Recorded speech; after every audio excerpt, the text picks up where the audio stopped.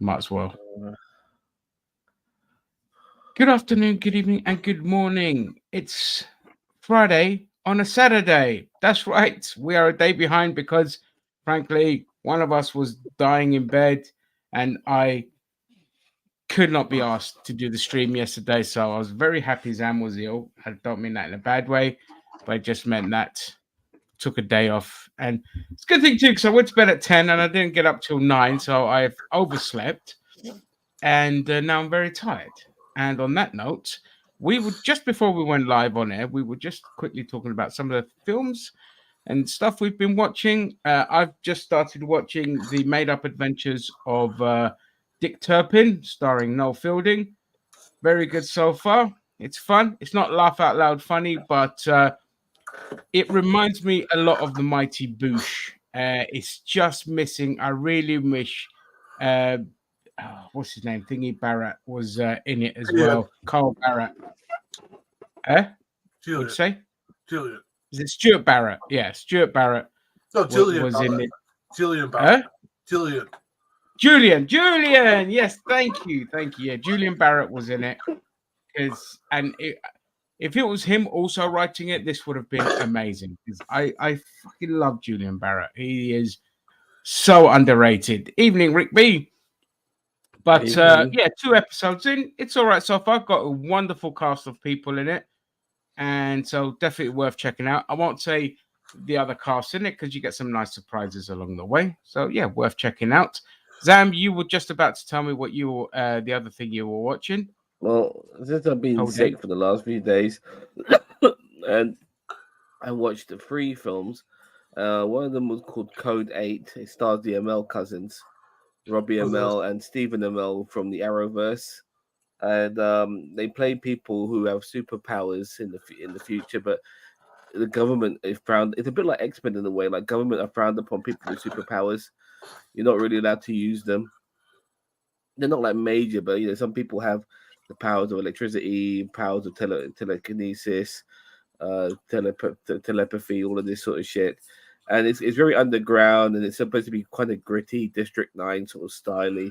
You know what I mean? I saw that they made the sequel to that, which is why I saw the first one because I want to watch the sequel. And then I saw Intensive with Mark Wahlberg. That's a film about people who are reincarnated and they have their past memories, so they able to relive their past life. It's a bit like Highlander meets fucking James Bond in that sense. And the last film I saw, which was today, was Plane, starring Jared Butler, and that had some pitch black vibes in it because it's got Mark Coulter in it, who plays the guy who plays um God, Oh the God, Marvel get on with it. character, fucking not Johnny Cage. Oh fuck, Luke Cage. Luke Cage. Yeah, that's it. That actor. Oh yeah. And they're stranded. This plane crash land on this remote island, and it's run by gorillas and stuff like that. Oh And they yeah, have to that's a try and get great off. film. Plane. Yeah, Plane, you yeah, mean? yeah. Plane. That's Plane. a great film. It's a good Yeah. film. I enjoyed it. It was a It's good one of my pacing favorite to films it. last year. John Yeah. Coulter. Yeah, John Coulter. You're not Mike Coulter. Sorry. Yeah. Yeah. Yeah. So I watched all of that as well as finishing off watching Sexy Beast season 1. That was really good. Honestly, Sexy Beast the series is much better than the movie. I've said it. I hold my head out on that. And I'll have obviously, to check it out. Halo season 2, episode 5, it was good. Not as good as episode 4, but still good. Good stuff. Yeah. So that's what I've been on Alright. while I've been sick. So Rick's got. I watched Ferrari today. I'm not surprised it's boring. Most biopics are so boring. Tried watching the last Mission Impossible film yesterday. Couldn't get past 30 minutes. Yep. General consensus with Mission Impossible 7. Not many people liking it. Yeah, it's getting a thumbs down from everyone. It's funny because the So critics love it, which is crazy. The critics love it, and then we're talking. That's the yeah, critics. I'm talking about people like Angry Joe and shit like that. They all fucking love it, and I was kind of shocked because I thought to myself, I must be in the minority here because I'm not feeling this. Some of the obviously the action scenes and the set pieces were pretty good, but overall, I thought to myself, this AI Singh and this one guy who's from Ethan's past who we never saw before, really fucking stupid. An AI villain, really fucking stupid. Not feeling. I would love to have seen Jeremy Renner come back. Somebody like that, but obviously he might not been able to because of his injury and other commitments. But yeah. I didn't even realize he was in it. Well, Jeremy Renner was in the other ones. I think he was in 4 and 5. Oh, So okay. yeah. Okay. Yeah, that's it. I ain't really been watching much else. I don't think. Let me have a look into my bank here of stuff. No, nothing. No, bugger all. Sweet FA. Cool. Alrighty. Well then, on that note, let's get into the news. I think I want to start with some wrestling stuff today. Because why the fuck not? Obviously, RIP to Virgil. We lost not so much a legend, but memorable individual for sure. I'll never ever forget his match. I think it was SummerSlam against Ted DiBiase. It was when he was like, with Ted DiBiase right there and he's taking over the turnbuckle and Virgil's head's about to go on it, and then he reverses it, does DiBiase and wins the belt. That was a fantastic moment. That's the most memorable thing I have for for me, it was Virgil. WrestleMania 7. It was Ted DiBiase and Virgil versus Dusty and Dustin Rhodes, and they won that match. But then DiBiase was like ripping on Virgil afterwards, and Virgil attacked DiBiase, hitting him across the face with the $1 million belt, and turned face and walked away. That's what led to the SummerSlam match. Yeah, later on. Yeah, he was always cannon fodder though. I never looked at him as honestly, he was never a good wrestler. He was cannon fodder throughout. And then and then it went full circle again, but he ended up being Ted DiBiase's bitch again in WCW. Yeah. So yeah, exactly. I mean, Willie. Oh, sorry, I was just going to say, yeah. The thing about Virgil is he was hired twice by both WCW and WWE as ribs on other people in the other company. Like, the reason he was called Virgil was because he was named after Dusty Rhodes, whose real name is Virgil. So there's a rib on him that he's been played by a black man. And not that Dusty was a racist, but like it's a whole rib that instead of this fat, overweight, flaming white guy, it's this thin, quite muscly black guy. And then he was hired for WCW, and he was made Vincent after Vince McMahon. That's right. Yeah, I remember that. And I mean, and the thing is, there is a classic image of him in some wrestling con somewhere, all alone with a thing saying former WWE star Virgil, and him just like that. I felt so sorry.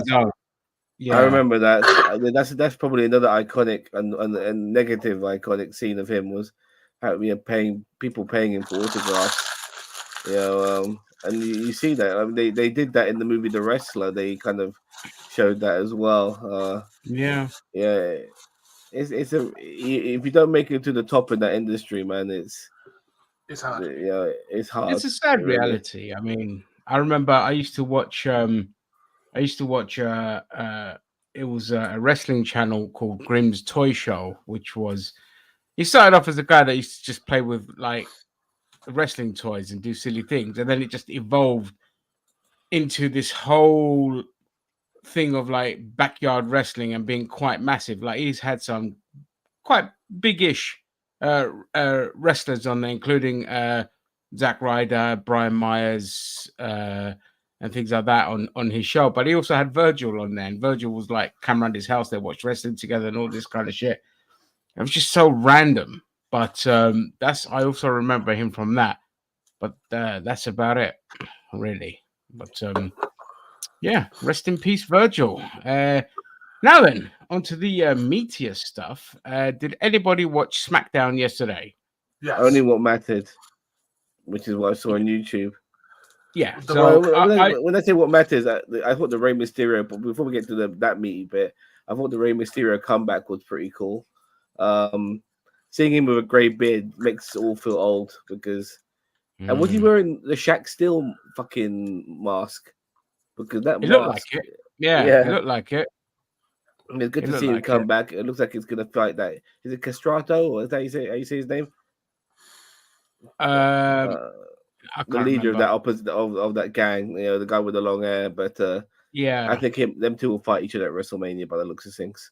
yeah, for sure. Or we'll have a massive LWO versus whatever the other team are called. Save that for Survivor Series if they can, and it's a long way away. But So it's too long away. They'll probably do it. Yeah, for Mania. Because don't forget, there's 2 nights to fill up. But yeah, on that note, the street fight match, I don't know. Carlito must be still really badly injured on his knee or something, because that match was terrible. Like he was struggling to move around. It was like Mac Hardy kind of trying to move around. That's what Carlito looked like, and it's a shame to see that because he was a phenomenal wrestler. I mean, he still is, but I think he just looked injured. Which was a shame. Anymore. Can we just give a special shout out to the heel work be done by Drew McIntyre, Galloway, whatever you want to call him? Best thing going in wrestling at the moment. Yeah. Just his work on CM Punk. If CM Punk does not come out and play with WrestleMania, they fucking fuck this up. No, this is what's going to happen. I think McIntyre is going to beat Rollins. It makes sense. Yeah, because Rollins is injured. He's going to be fighting 2 nights now. He's going to be doing, obviously, that tag match we all know about now. And he's going to have to fight Drew McIntyre on night 2. And so, and plus with the injury, I think it warrants Drew McIntyre to beat him. It will look really bad on McIntyre not to. And then I think McIntyre will do the job to CM Punk on SummerSlam. Okay. Yeah, I mean, if he's signed on, I know they said he's signed on, but that rumor. That's the rumor, but I think no sense. Up in the air still. Yeah, I agree. It makes no sense. He's hot stuff in the WWE. He's one of their top guys. He can ask for what he wants. His mic work is phenomenal. He's one of the best wrestlers in the industry. Like it would be stupid to let him go. It really would. You don't build up a guy like him, finally make him top tier, just to let him go. Ridiculous. Yeah. The only thing I would be doing now is working the contract situation into his current storyline as well, like they did with CM Punk and all that kind of shit. And he wins the belt at Mania and he fucks off with the belt because that's when his contract ends. Would you call him a tweener? Because I don't really. Yeah, he's gone full on heel now, but he was a tweener for a while. But yeah, his stuff is just brilliant, absolutely brilliant. Yeah, I mean, as I said, like we'll talk about TNA in a minute because we're going to. But yeah, Drew McIntyre just A-class stuff. Yeah. And then, obviously, to start off the show, we had a really fucking long opening segment with The Rock. 30 minutes. 31 minutes. Unbelievable. 31 minutes. That's insane. Yeah. But it was really good. It was really, really good. Like, just the kind of seeds with Roman Reigns are also kind of being sown and all that. And just, like, the way The Rock just rips into the crowd, just basically, calling them crackheads and saying that, finally you'll have something worth injecting into you and all this kind of shit. And then the stuff he said about, oh God, what did he say about the women? Right. He's talking about, They all want to jump on the 22 inches, but he meant his pythons, and then but he did no chance because or something like that. Yeah, something like that. Yeah. Method Marys, and I was killing myself when he did that. I love it. Yeah. I love this version of The Rock. It's like, please can we get this in Fabian like movies? This is like, it is like the most electrifying man has suddenly haunted back, got into Fabian The Rock's body again. It's like he went away and now he's come back again. I'm like, fucking hell. Yeah. When he wears the Versace and the jewelry and the sunglasses, he's heel, baby. He's healed all the He's fucking heel. way. He's But pure no, heel. but he's like entertaining. I'm like, Well, the thing is, what they'll end up doing is eventually they'll have the bloodline turn on him to make him the face, to kind of face Roman Reigns and all this. Whereas none of us want that. None of us want to see babyface Rock. We like heel Rock.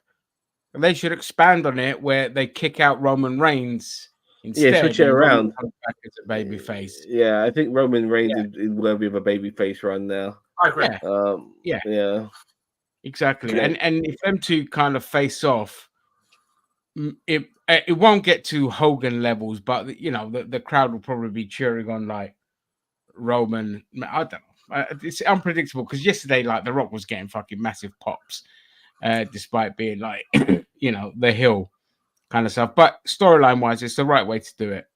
It's to turn Roman face, and then have like you know, that kind of bloodline storyline. But not yet. Like. This needs to evolve to beyond like just a bloodline thing. We need like the Vince 2.0, but you know the Rock's version of what he's doing now, and he did it really well in the promo, talking about I sit at the head of the board. You know, I'm your boss. I can do what I like. There's no one that above me that can stop me, kind of thing, and all of that. It's fantastic in that. It should always play into everything moving forward. So if they turn the Rock face again anytime soon, it's just a waste because there is they can literally just become like Triple H versus the Rock could be like the kind of oldies corporate heads, Stone Cold and Vince kind of thing, with like their own factions and all this kind of. There's so much they could do with it. Whereas if they if they end it quickly, then it's just a waste, and we'll all be bored again. Yeah, I agree. Nobody wants the wants face Rock. No matter, I get really annoyed.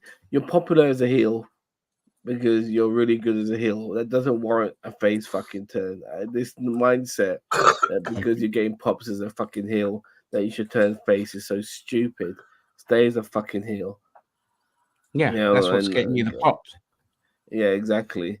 So couldn't agree more. And I mean, the rest of sorry, go on, Dan.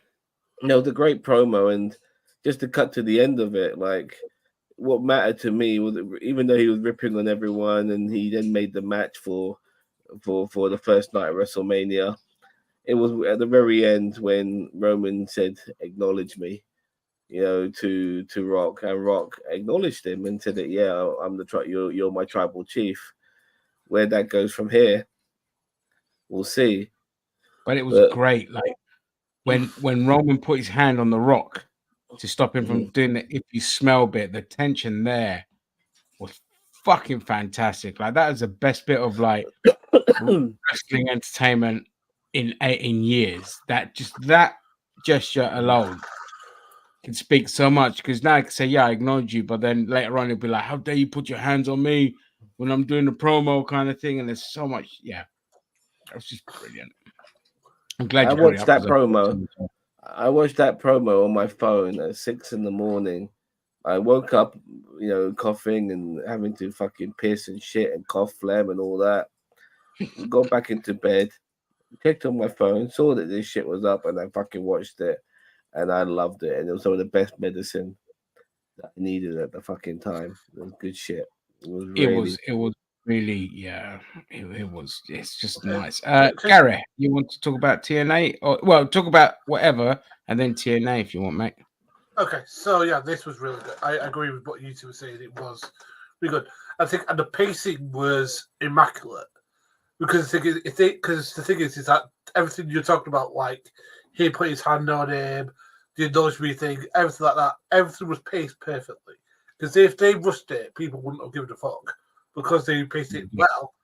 This is showing you why wrestling is whatever you do, whether you're wrestling in the ring or it's about how well you pace it. Because you shouldn't need to go a million miles an hour. because people can't take it in. But if you go stadium enough, people will take it in. Anyway, to TNA, anyway, they had their No Surrender pay-per-view, and I've watched it, and it was pretty decent. Some really, really good matches on there. But they've recently shot themselves in the foot by getting rid of Scott D'Amore, who was responsible for basically righting the ship after everything that happened, after the Hogan Bishop era. I know Vince Russo gets a lot of shit, but I don't think it was his fault. I think it was just a lot of like bad decisions that were in that company. Was it Dixie Carter? It's her fucking fault, isn't it? Yeah. Yeah, I mean, Russo was around before Hogan and Bischoff came in.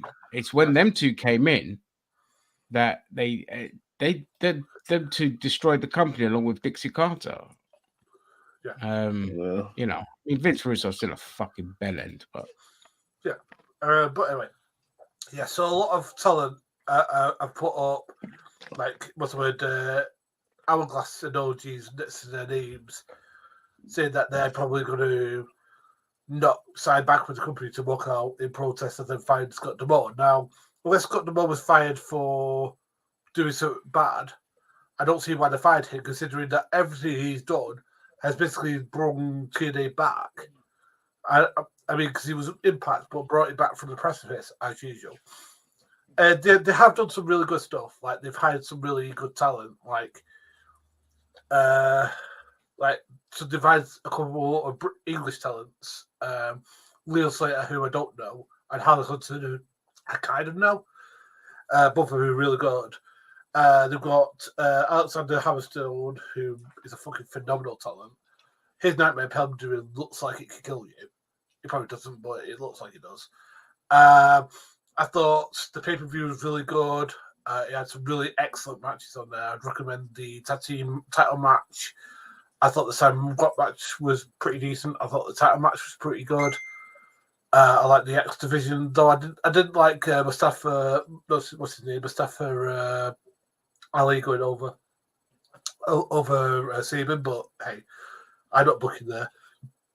But overall, pretty good pay-per-view. But I do think that TNA made a massive mistake in getting rid of D'Amore if it was nothing really bad that was associated with it. cool. I mean, what do you guys think? Do you think I'm wrong with that? I have no idea. I don't watch TNA. Spot on, mate. I didn't watch the last pay-per-view. I'll definitely get around to watching that. Yeah. All right. Okay. Moving on from wrestling. We will go into the news, and I'll start with Britain, this fucking country, and the absolute. Oh my god, what a week we've had. So Lee Anderson, 30p Lee as we call him, one of the worst politicians out there, but also the one that were openly honest about the basically the kind of route that the Tory party will be taking in the run up to the election, which is of course attacking immigrants and just going after woke culture and all this kind of shit. Of course, going after woke culture has failed miserably. And so now they're just solely focusing on immigrants. And as a result, we had this little doozy where he claimed that Sadiq Khan is being controlled by Islamists. Ah, yes. That famous fundamentalist Muslim Sadiq Khan, who is openly supportive of LGBTQ rights, who's very moderate, doesn't care if his daughters wear a hijab or not, and has also received numerous death threats by Muslim fundamentalists. Apparently, he's been controlled by Islamists. Now, of course, all this really is just relates to the Zionists being absolutely in a tiff, pissed off, panicking because they cannot control the narrative that they are the victims instead of the Palestinians. And so now they are literally trying to throw everything they can at the wall And by the way, let's be clear: Lee Anderson was suspended for not apologizing. That's it. It's because he refused to apologize that he got suspended. He didn't get suspended for what he said. He just got suspended for what he did. And it's just this is just shit that helps fuel and fan the flames of division, racism, bigotry. You know, the right wing playbook of divide and conquer. So, your guys' thoughts on that, Gary? I thought, are we doing this again? I thought we did this 10 years ago, or 5 years ago. Before what year was it that we started going after trans people? Was it 2017? Whatever it was, that before that. Anyway, it's just like, come on. I mean, Sadiq Khan is probably one of the most moderate, well-spoken politicians. I mean, like, I know that you guys live in London and probably don't agree with every single policy he does, but at least he's been a great mayor. I mean, you guys could speak to his policies and how it impacts your day-to-day life. I'm not his biggest fan personally. For me, he's affected me quite a lot as a cabbie. Right. The only thing that he's done that's been shit is is basically the same shit that Ken Livingstone did. He's kind of attacked the cars.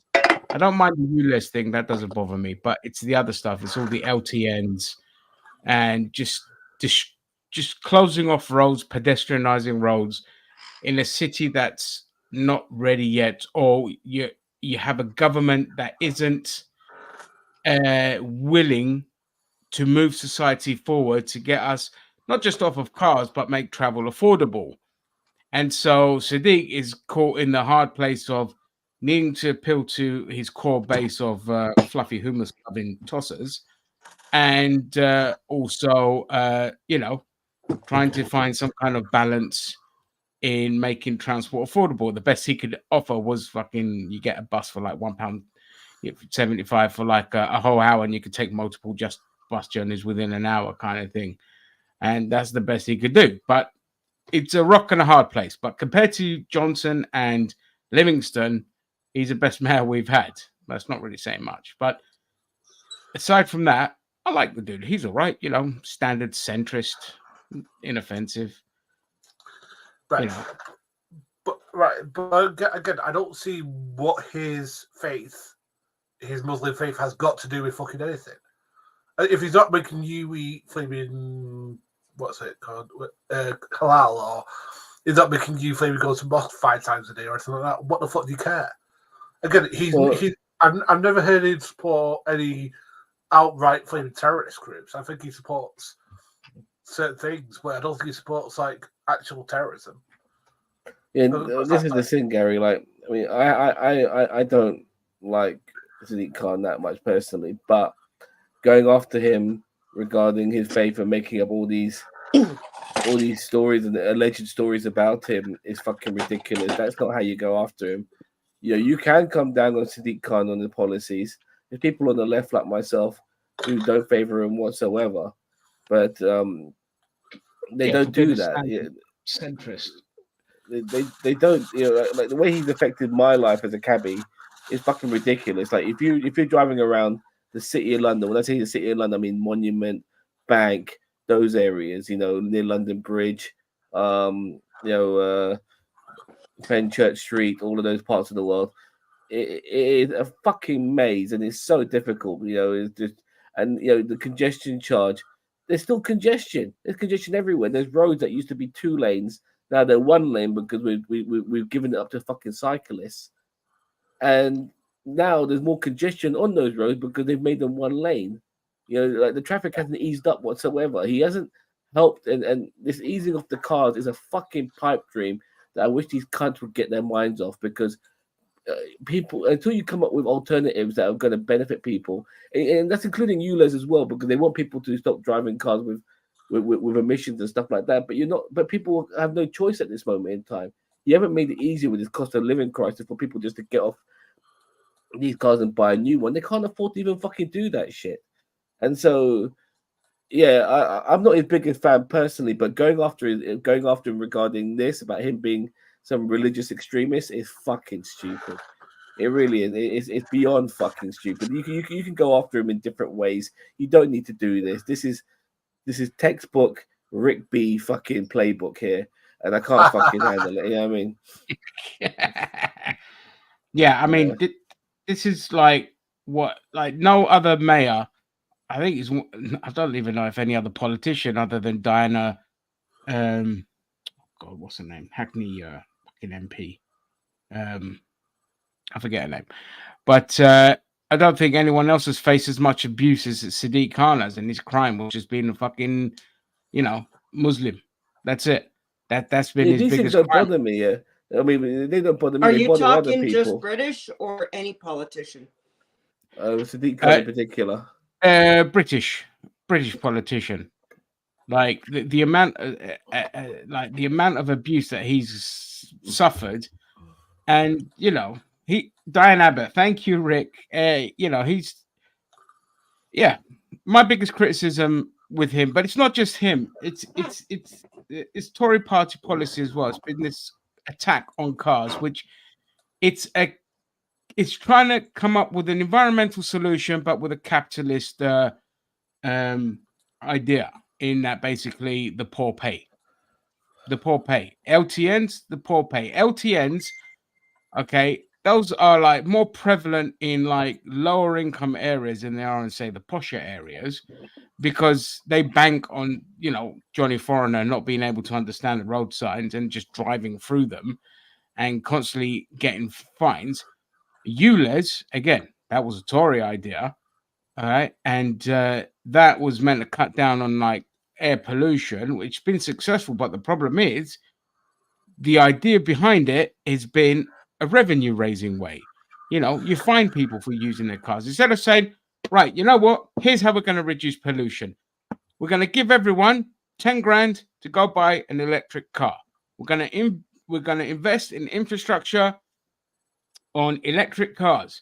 And so cutting down on congestion is relevant because the cars out there aren't fucking giving off emissions.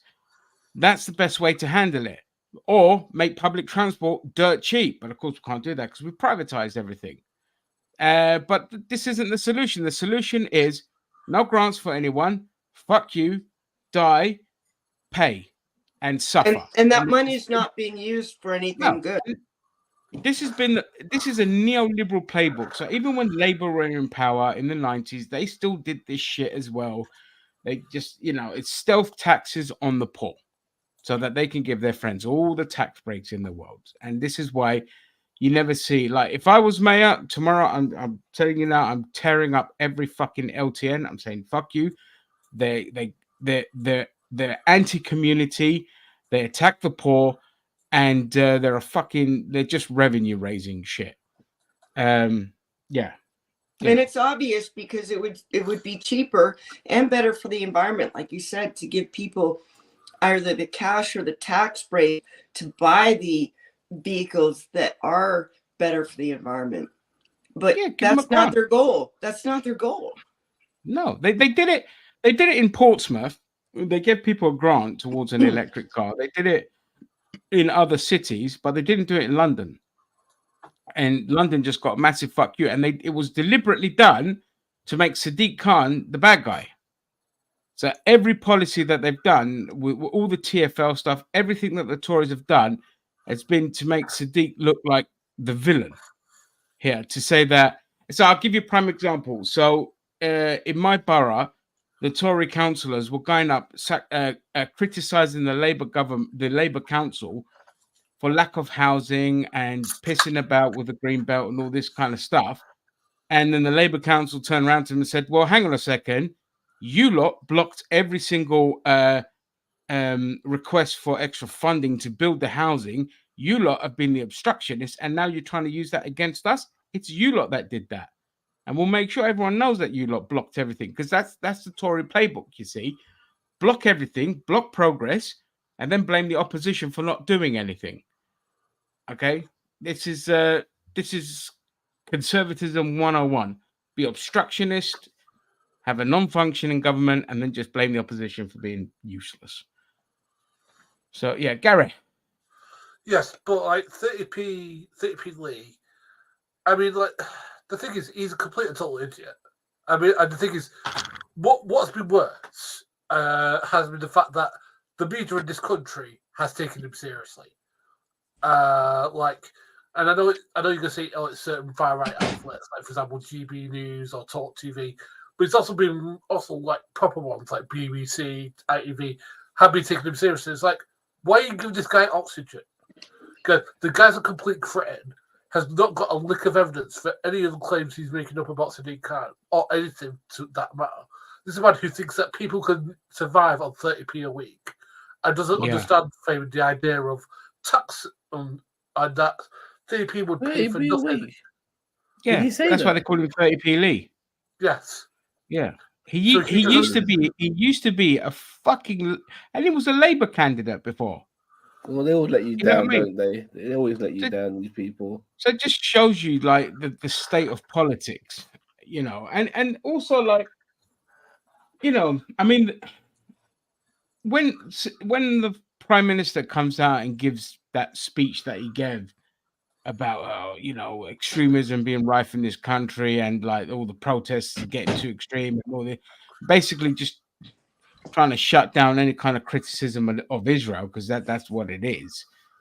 Okay, it's the media needs to just fucking turn around. If you're a genuine journalist, you have to turn around and say, okay, the rhetoric coming from the government is way too fascistic. It's way too. The only people holding a candle to their feet is the fucking Guardian, who's saying Rishi Sunak's speech just smacks of fascism, because it is a dangerous talking point to start saying and criticizing protesters, taking away people's basic rights to protest.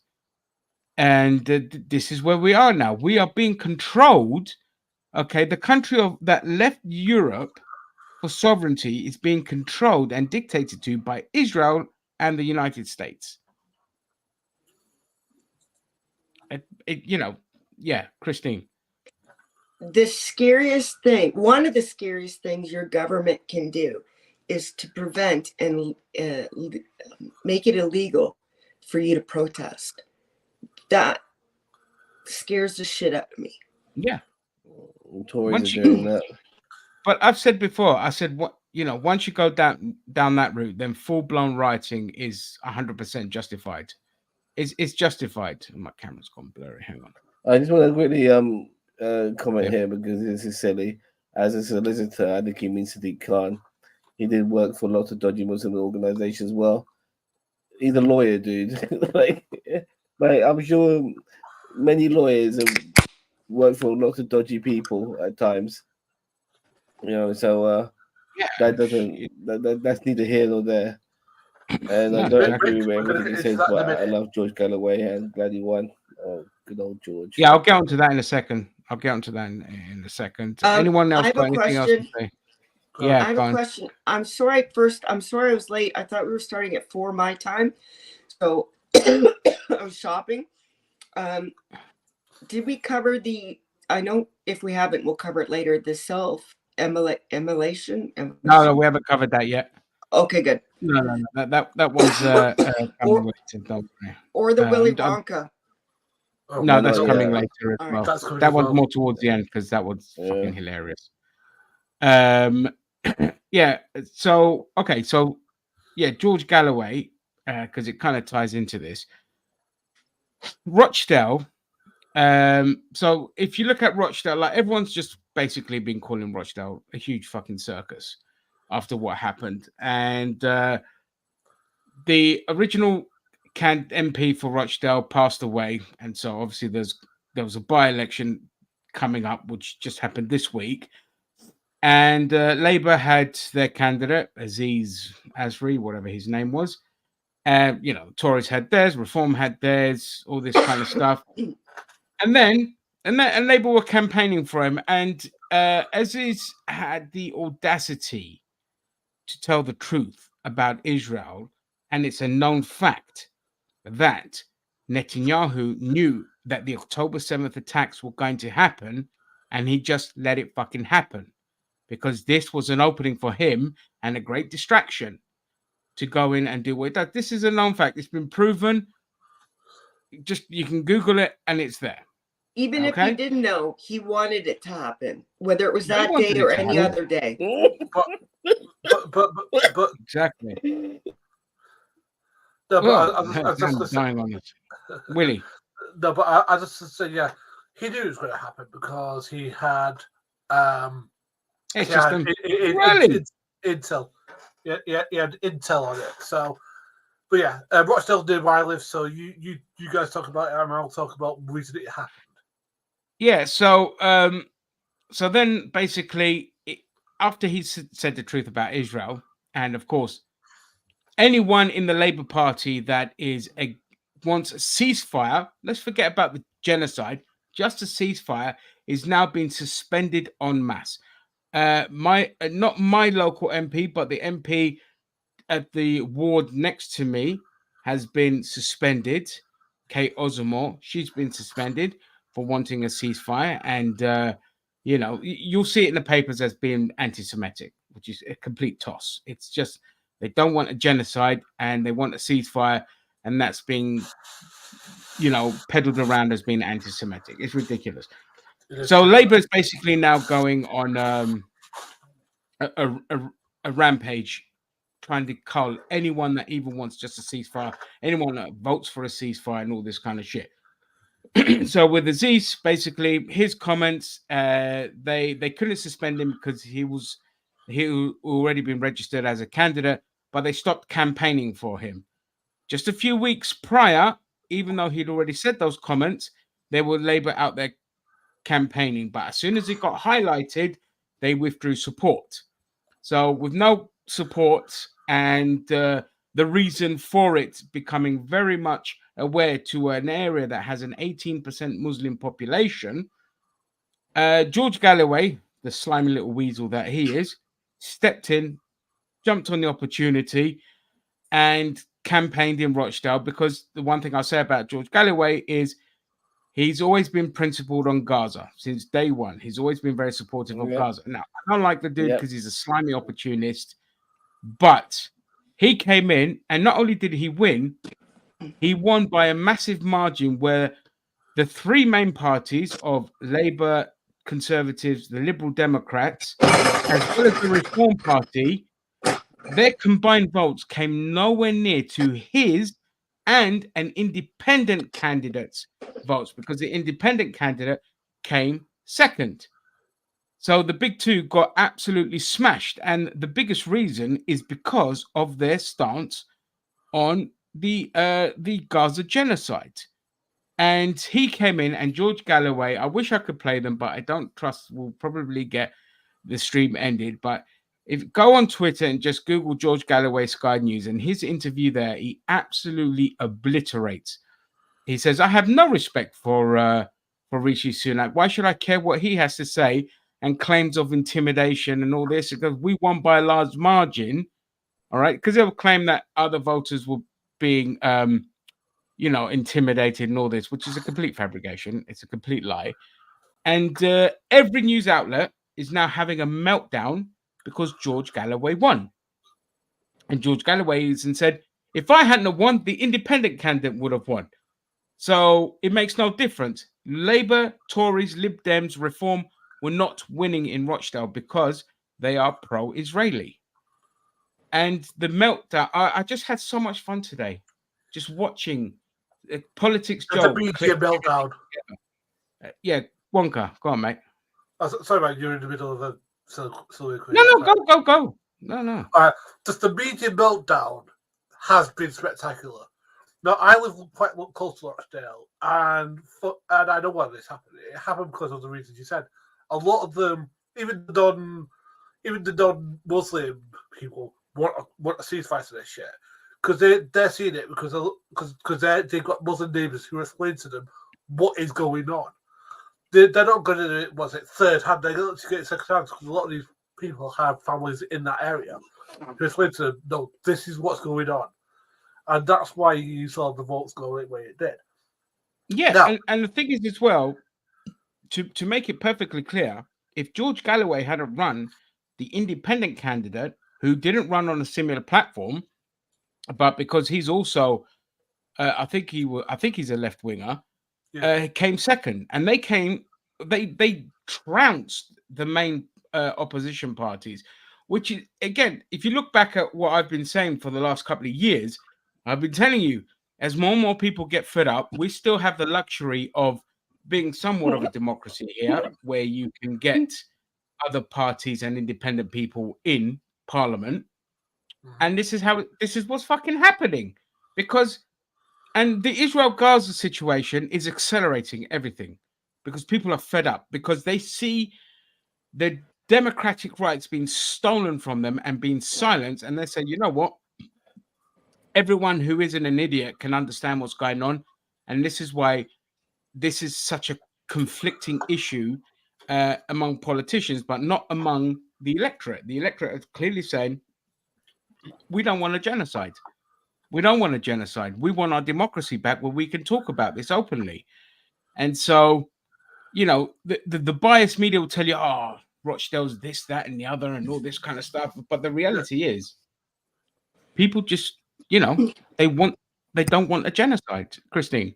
I think that's true, but there's still a scary amount of people that don't get it. I've put up things on Facebook and had so much pushback from total fucking morons, by the way.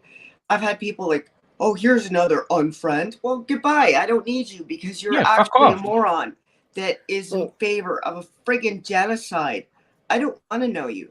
Like, brown people are looked upon. I have this core amount of people that continuously bombard. If I put something up, you know, for the Palestinians, anti-genocide, that continuously, but you don't know. It's like, no, you don't know. You are going to be on the wrong side of history, buddy. Oh, it just scares me that there's even one person that doesn't think this is wrong. It's worse. I think it's worse for over that side of the pond. Over here in the UK, the people are much more, because we have a large Muslim population as well, but also are a bit more privy to history. There's a larger contingent here. That's why you'll see like the kind of pro-Israeli, better educated. You could say better educated. No, just more alert. They're not necessarily better educated, but they're better educated compared to the Americans. Let's put it that way. But better informed. I don't like the word, because people can be educated and still fucking misinformed. Thank you. That's the word, Sam. That's it. Thank you. They're more informed, because education means fuck all. There's educated people who are racist as fuck, but they're misinformed. So that's how I like to look at it.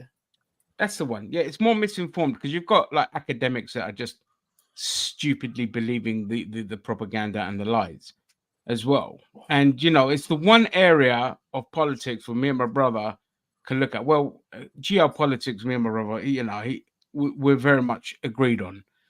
The only difference is that he thinks that the American superpower should exist, and I keep telling him that's the one that's causing all the problems.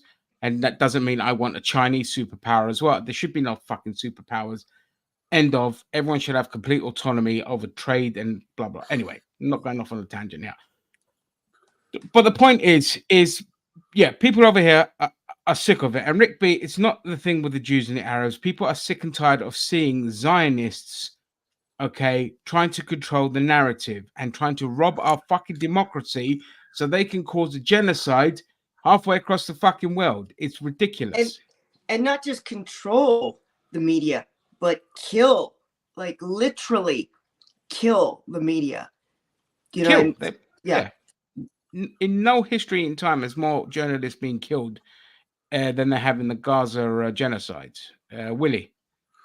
Just, I mean, and here's the way that it's affected us in our actual democracy. The Speaker of the House, again this week, was controlled by Zionists to make sure that a democratic vote in the elected officials' house did not occur. Now it was turned down. Was it section order 54 or whatever it was not approved, and he didn't give a reason for the one. Oh, I just turned it down, and I don't have to give a reason. No, you have to give a legitimate reason why you turned it down. You can't just say I just turned it down. And the thing is, they should have a vote. Like voters, Do we want to support a ceasefire in the middle? Everyone votes yes. That is the democracy. Sorry. Yeah, but the beauty No, with George Galloway, go on, Sam.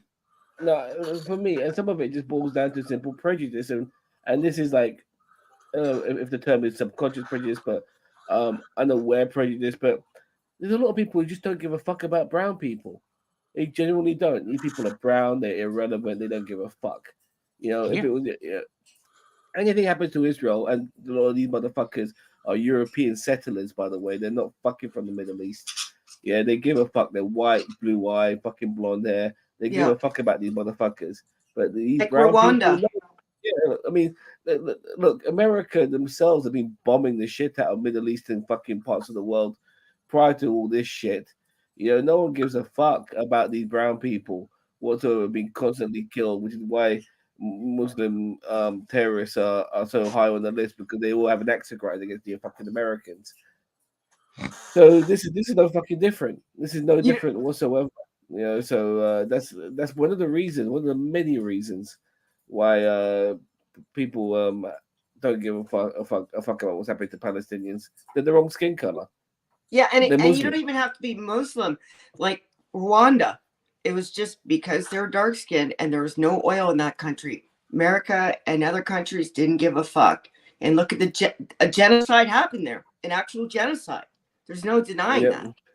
that. 800,000 people were killed in the first 100 days in Rwanda. But that, I mean, that and was thanks to America, though, who funded the opposition when the socialist government was about to get elected. and all this is comes back to an argument I sometimes have with certain people regarding who should get aid and who shouldn't, because like in our country or in America, there's a lot of people who get pissed off that maybe homeless immigrants are getting help and not the veterans.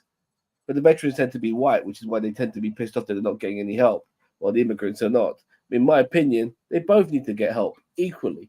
You know what I mean? Help them And- fucking both. You know, And there's enough money. Yeah. And there's enough, more than enough money to help both. Yeah, help them both. Help them both. They both need help. There should be no tier level on people in poverty who are starving to death.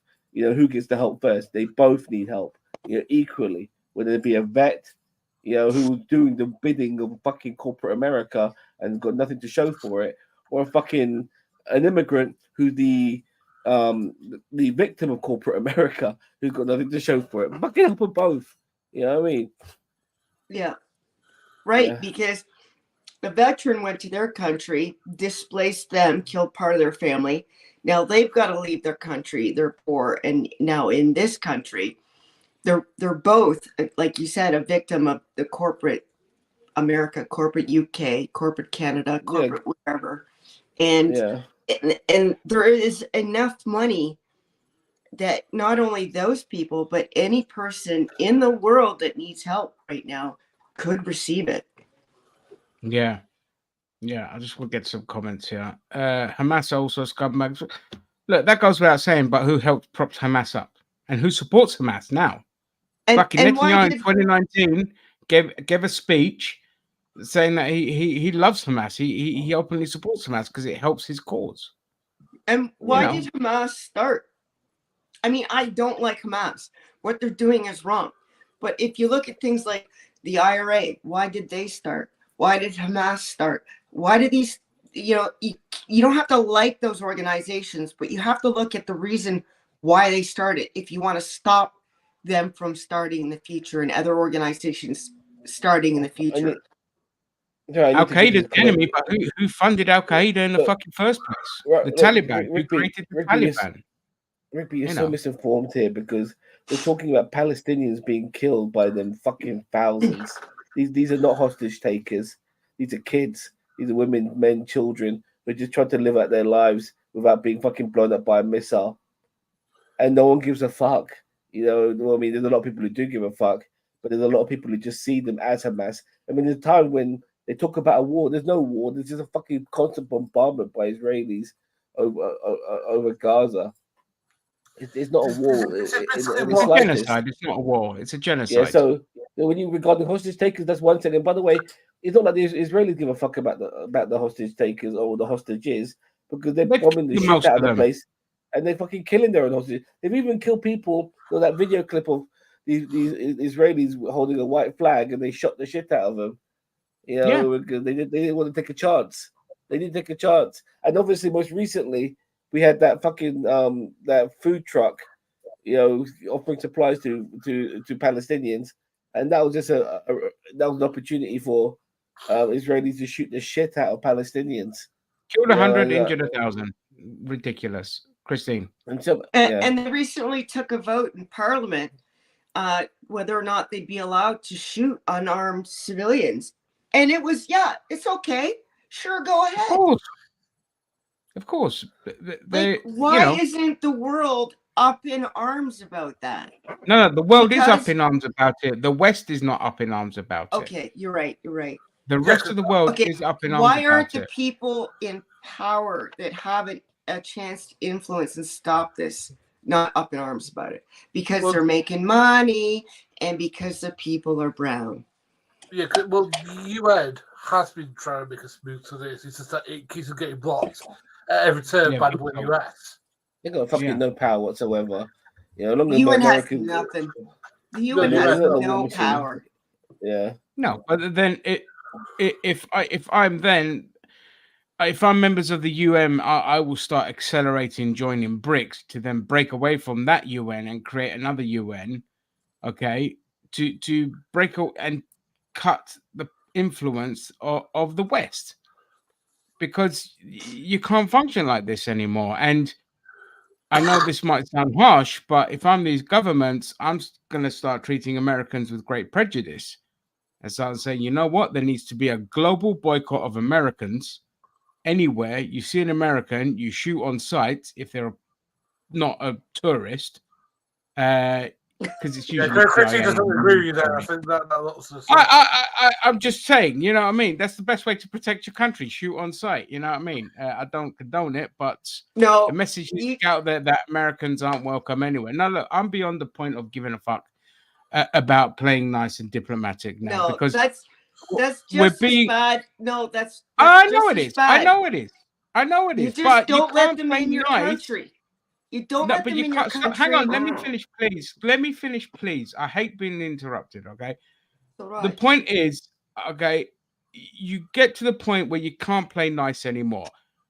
George Galloway proved that when he all the people that were reacting to his video were saying, this is how politicians should be. If they want to be on the ones that are on the right side of history, they need to take a page out of George Galloway's book and be ruthless against opposition. Call them pieces of shit. Say you don't respect them. Call them for what they are, that they're anti-democratic and they're fascist and all this kind of shit.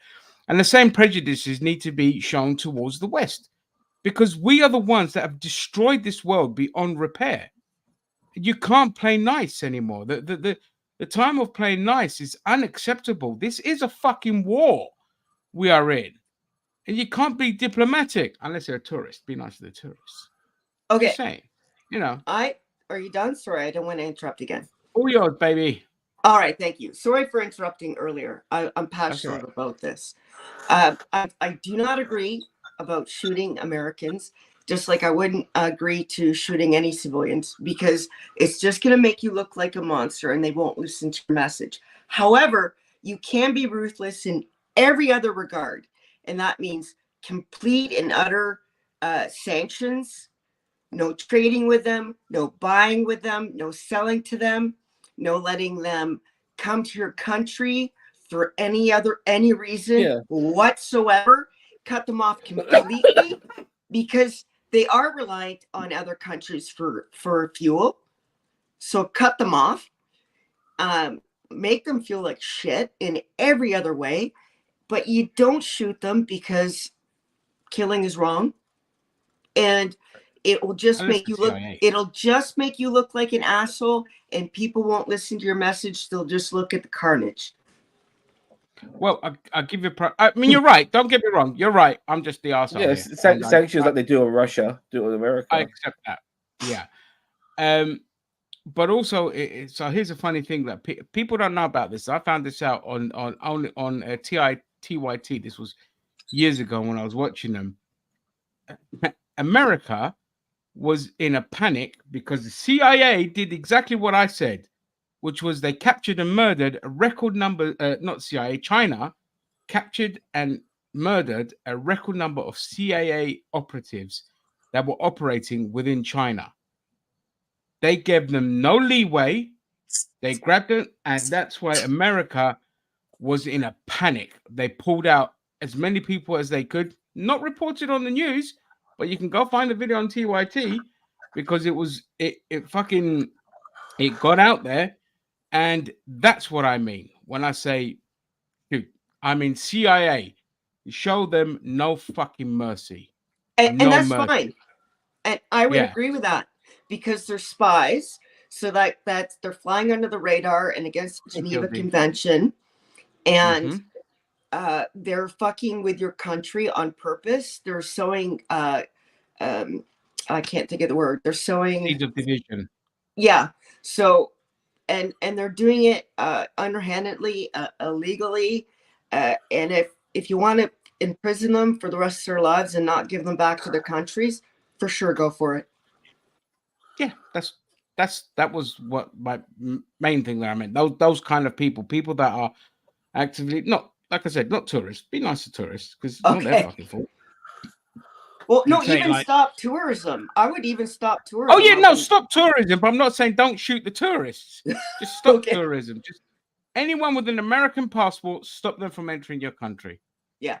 Just do that. Just fuck them up financially, and it'll be a lot easier when governments accelerate out of the IMF and into BRICS as well. Because Yeah. although America's a big trading partner, there's still plenty of other countries you can trade with.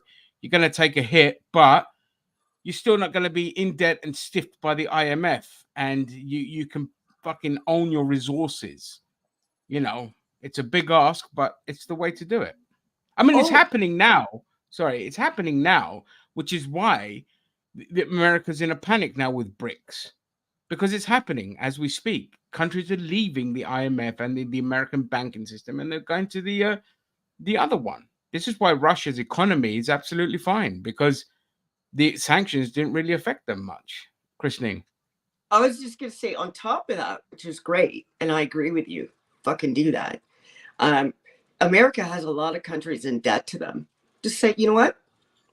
Not paying the interest, not paying the debt back. Go fuck yourself. But they can only do that when they're going to BRICS, because Go, yeah. that's when they get sanctions. But yeah, exactly. They move away from it. They're like, yeah, fuck you. You know, don't have to pay it. Simple as. But yeah. I mean, people have to be ruthless now, especially against them, and the same with Israelis as well. Do the same with Israelis. They have an Israeli passport, ban them from coming into your country. Simple as. You know, And no trading. Yeah, cease trading, all of that needs to be done. But it's easier said than done, obviously. But you know, cool. Okay. Anything else regarding this, Samo? I got like a whole bunch of stuff that I was gonna say for yesterday. Yeah. Today. But yeah. So I want to. So this is what I want to show. Oh, you're moving on. Is that what you're saying? Yeah. Okay, cool. Yeah, that's fine. Okay, can you see who that is? Yes. I can see. Yeah, Steve Bannon. Check this out. This is a fucking doozy. We love the strong Tories, not too crazy about the rhino Tories, right? Talk to us about it. I wanted to cut taxes. I wanted to cut the size of the administrative state, and those people didn't like it. The economic establishment in Britain wanted to keep things the way they were, and they did. They got me. But I have learned from that, Steve. You did. I've Hold it. Was it The Economist that got you? Was it the Financial Times of London? Are these the people? The city of London, are they the ones that run the deal over there? These are the friends of the bureaucratic establishment. They are the friends of the deep state. And they work together with bureaucrats, of which we've got many more in Britain than you have here in the United States, to keep things the same. And people in Britain aren't happy about that. They want change, but it's being stopped. And that's why we need a bigger bazooka. We love the strong Tories, not too crazy about the rhino Tories. nothing was really said in that exchange whatsoever. They want change, bigger bazooka, but they're not exactly in the Financial Times or the deep state and stuff like that. Well, what I saw was our ex-prime minister hanging around with a renowned white supremacist, Steve Bannon, and you can tell that Liz Truss, and Liz Truss is obviously still trying to keep herself relevant, and she's pandering now to the worst members of society. So that's our ex-prime minister, ladies and gentlemen, and she's sucking, unelected, of course. But Jesus Christ, Liz Truss. Look, Liz Truss is the prime example of why libertarian economics are a disaster. Because in 90 days, she accelerated this country into oblivion. In 90 days, that's how long she was in power for. In 90 days, in the first month, she destroyed the British economy. She absolutely fucked landlords in the arse, which the Tories are a party of landlords. She destroyed interest rates. She destroyed everything. She accelerated the cost of living because it's not people want change, but it's not tax cuts they want. It's the rich to pay their fucking taxes they want. And this bitch is just a walking right-wing cliche of talking points like, oh, the deep state and the woke this, and that's all she says. That's it. She's so thick. Like, she is on the same level as Marjorie Taylor Greene in terms of thickness. Maybe a little bit smarter. Okay? But, I can't imagine Green to stand next to... But exactly. Tells you all you need to know about Liz Truss. I know I'm late, but did you all talk about Kid Rock wanting war grind? No, not yet. Not yet. We'll get to that one. But that's Liz Truss in a nutshell. Doesn't take responsibility for destroying the economy, blames everyone else, blames the woke, blames the left, blames fucking the wombles. Okay. Right. Do I have any other? Oh, yes. This is a doozy. So I'm still sticking with British politics for now. There's only... Yeah, no worries. There's two or three. There's one story, Zam, that's going to break your heart. But first, I want to go to this one here. Not that one. That's the best story in the world. This one. Okay. Open a new tab. So, okay. The article's from September, but it doesn't matter. It's still relevant to now. Okay. Oops. Got this. And then allow selection, whatever. Okay. So when I do this article, oh god damn it, I hate this thing. Share screen. Okay, so this is from the Big Issue, but you can find it in other outlets as well because all the data came from the NHS. So anyone that wants to claim that the Big Issue is woke left, blah blah blah, just leave my stream now.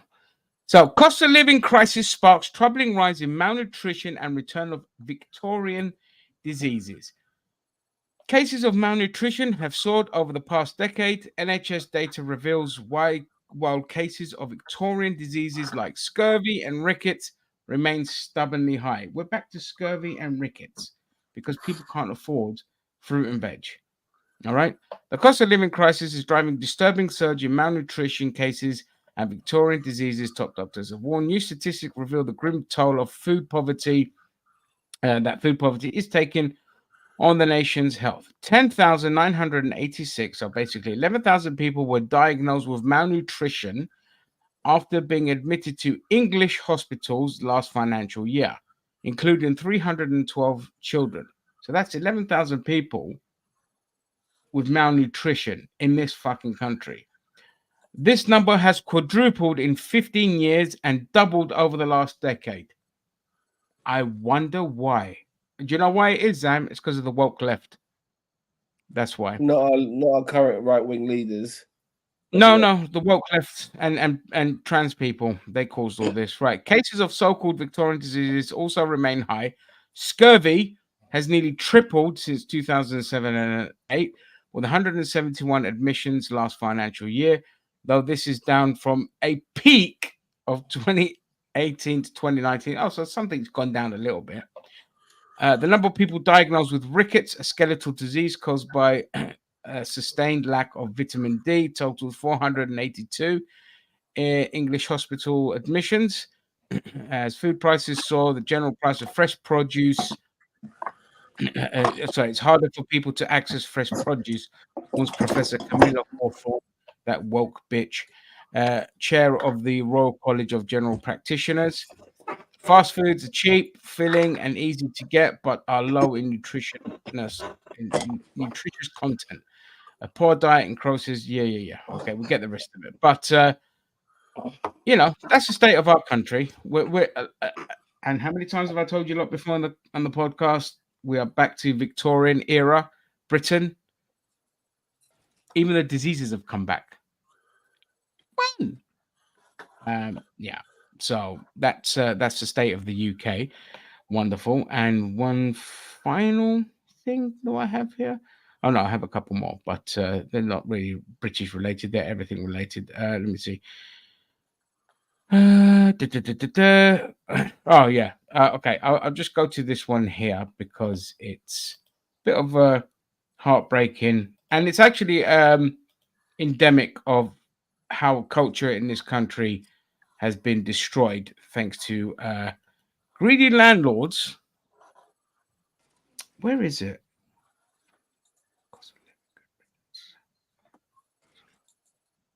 Oh, there it is. No. Oh, I don't have the article. Oh, well, I'll just say it anyway. So, Sam, you know the club Heaven? Yeah, I've been there once before. Okay. So, Heaven is a fantastic club. It's a gay club, but the music in there is phenomenal. I used to go there all the time when I was at uni because once a month they'd get the best fucking dance DJs on there. And it's one of the nicest clubs you could ever go to. And they're under threat of closure now because the landlord is jacked up the rent to 250,000 a year. It's like it's gone up by basically 100 and something thousand from what it was. No real reason was given at all, but the club's not going to be able to sustain itself at that point. They're going to have to move the costs onto the consumer. Consumers aren't going out like they used to, and this time next year we'll be talking about this world famous club closing its doors because they can't afford to stay open. They done that with the Astoria. They done that with the Astoria in Tottenham Court Road. Exactly. They knocked it down. Yep, Astoria, another legendary club, and destroyed again by greed. Landlords. Christine. We have rules and laws here. Like I can raise rent because I'm a landlord, but I can only raise it once a year and I can only raise it by 2.5%, and I have to give 90 days written warning. Don't they have that? They do. Not for commercial properties. Yeah, not for commercial properties, I don't think, but for households, yes, they do. Yeah, Gary. Yeah, sounds like a lot of things that are happening in London have happened over here. Like a lot of clubs imagined to close down. A lot of rock clubs, a lot of dance clubs that I used to go to have one by one been closed down just because of the greed of, as you were saying, to do this to make more money out of them being flats or being out apartments than they can than being clubs. It's like, so you're taking away anything that people could do for fun just so you can make a quick buck. It's ridiculous.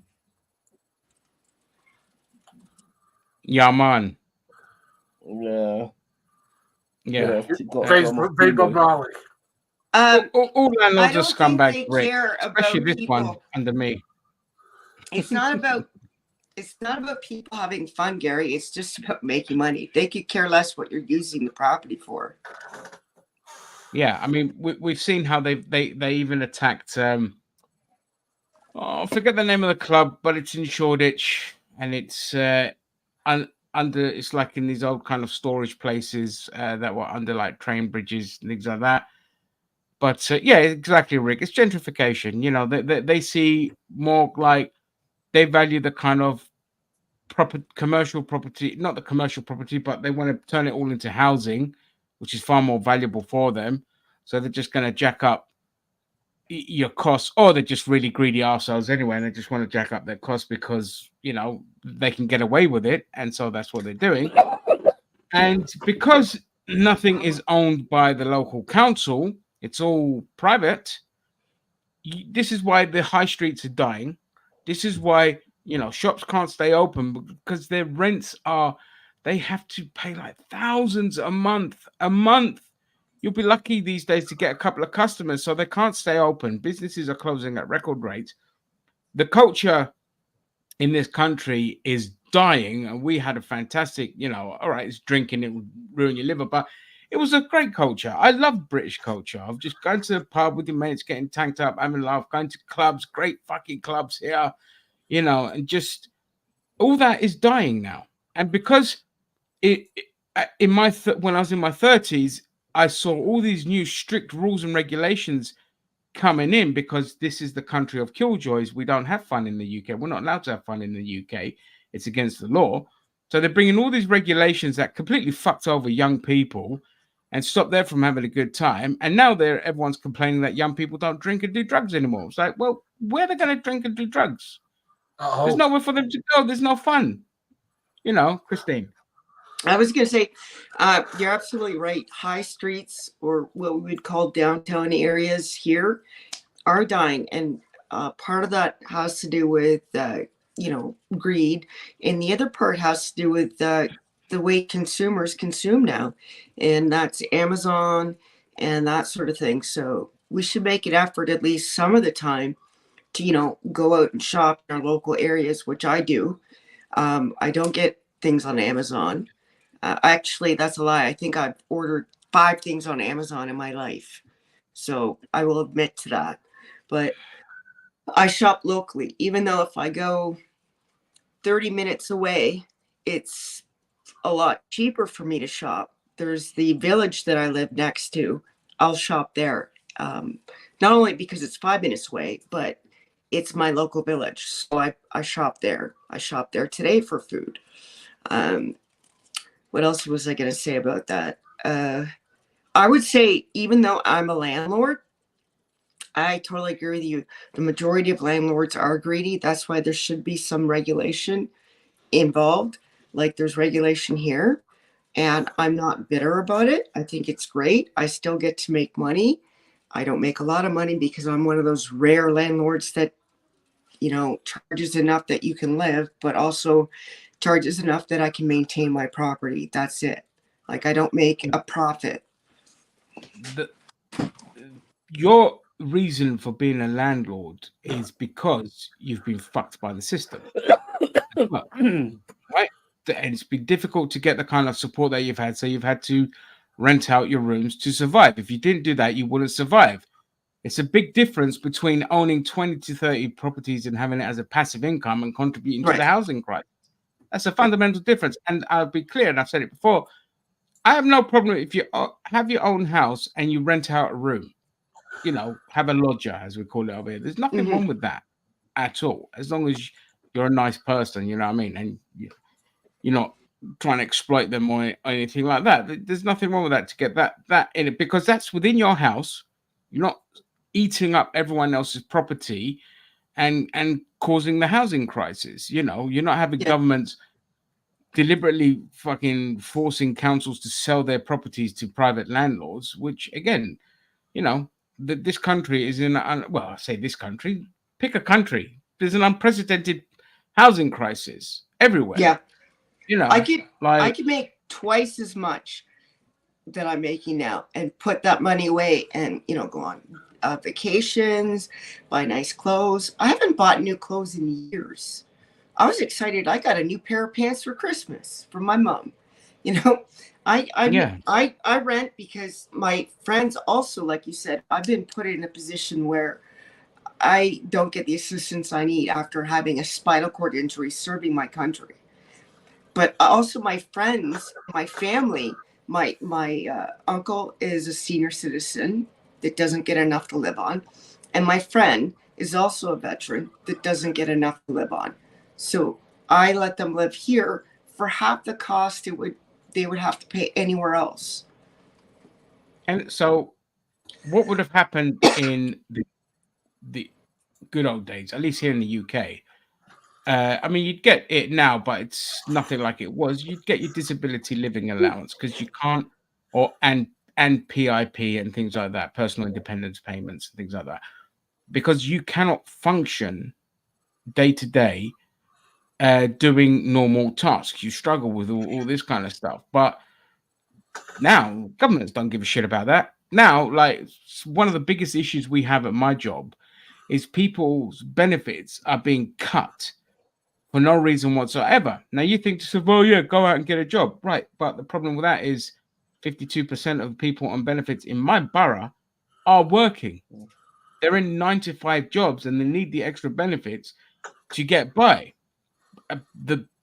And also the reality is the majority of people actually affected by benefits cuts are disabled people. This country has murdered more disabled people than any time in its history just by simply cutting their benefits. No valid reason whatsoever.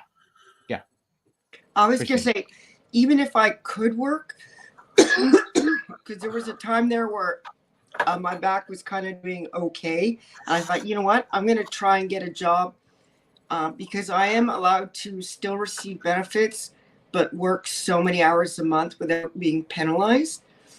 When I went to apply for jobs and they found out that I was on benefits and then I would only be working so many hours a month, they're like, they didn't hire me. Yeah. But they wouldn't say why. But that's obviously why, because I was more than qualified. You know, I think I presented someone they would want to work for them. And like, you just know that they're not going to hire you because you can only work, I think it was basically 2 days a week. Yeah. So about what, 16 hours? Yeah. It's the same as here in the UK. It's like, I think there's a limit of 16 hours. I think they've put it up to 20 now. But yeah, I had to set, look, so in 2016 when my health went, my legs went, bye, see you later. And I've just had, like, basically I was just being stabbed in the legs every day. That's what it felt like. After that, when that got better, I still had a lot of mobility issues. I still do to this day. I couldn't get work. They know you're on benefits. They know you're disabled. They don't want to fucking hire you. Yeah. And I've got qualifications coming out the wazoo. But because I can't do physical labor, and that's the thing with men, they want to box you into do the physical stuff because that's where they you know, that's where that's the stereotype that they want to put over here. Okay. It was impossible to just get a fucking office job. I got very lucky. Look, getting the job that I did, I was very lucky because it got interviewed directly by my boss. There were no gatekeepers because the circumstances were the two people that normally do it were off on, one was on annual leave and one was off sick. And my boss was like, you know, I'll just do the interviews. And that's how I got the job because I spoke directly to my boss, was able to answer very specific questions that they had. Was the other person, the gatekeepers, they're lovely, by the way. I'm just calling them gatekeepers because that's what it is where you go everywhere. Would have asked me some generic stuff, got generic answers, and just be like, yeah or no. Whereas with my boss, I was like, I answered this, this, and this, and that's how I got my job. Otherwise, I probably still wouldn't be employed to this day. Yeah. I have decades of employment. I have a higher education graduate, and you know, I can't get a job at a camping store. Yeah, it's ridiculous. Gary. So I mean, the thing is that if you have a disability, it is harder to get hired. It's like if you're a minority, like a ethnic minority, it's harder to get hired because people have their, as did you agree with just saying, their box that they want to put you in. Like the time I've worked because I've done a lot of admin work. The entire time I've worked in that job, I've come across one person who was black. I've come across a few people who were Asian.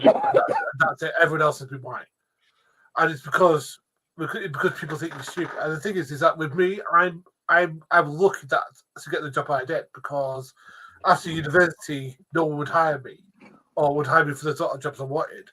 So it was just one of those things where I went for a temporary job and I went for another temporary job, and then that led to a more full-time job.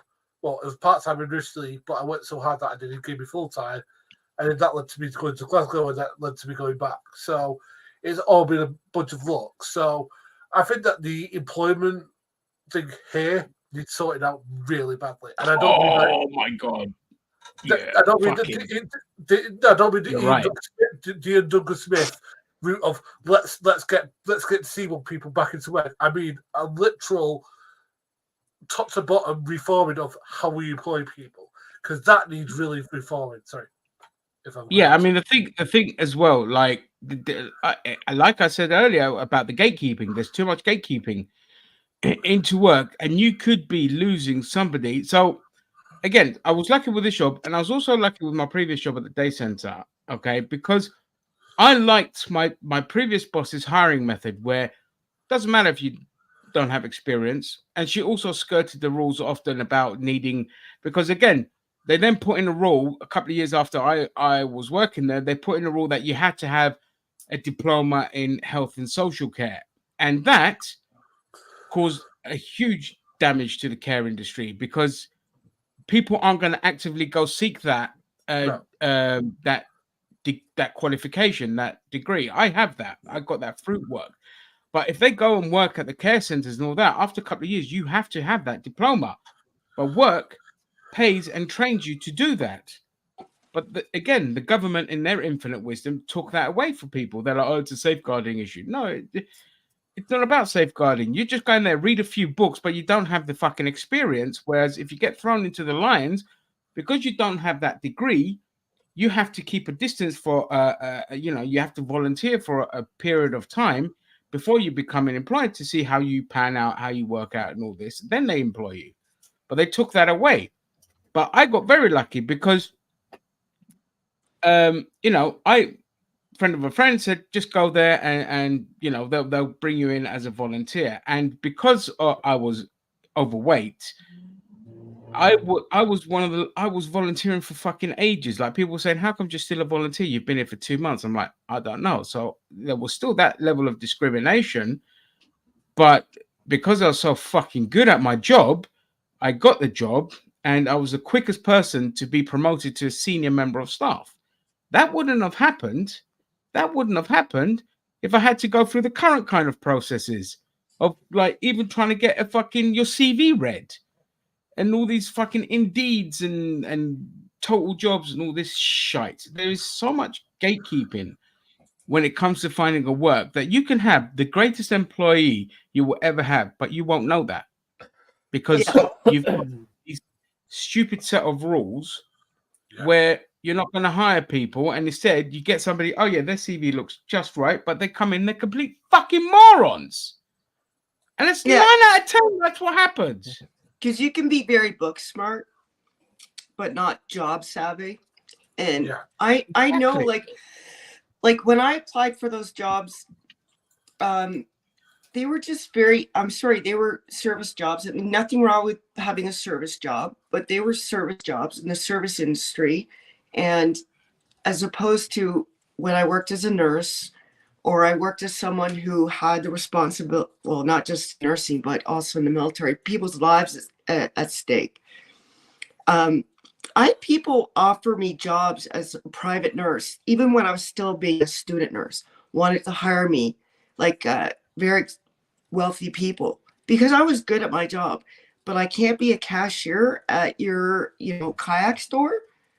It's because I have a disability, and you don't want to deal with the extra paperwork if there's any at all. And I don't think there was, but the fact that you might have to hire 2 people because I can only do the 18 hours a week.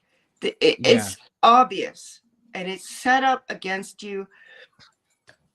Like, because how can everyone says you can't discriminate against someone with a disability.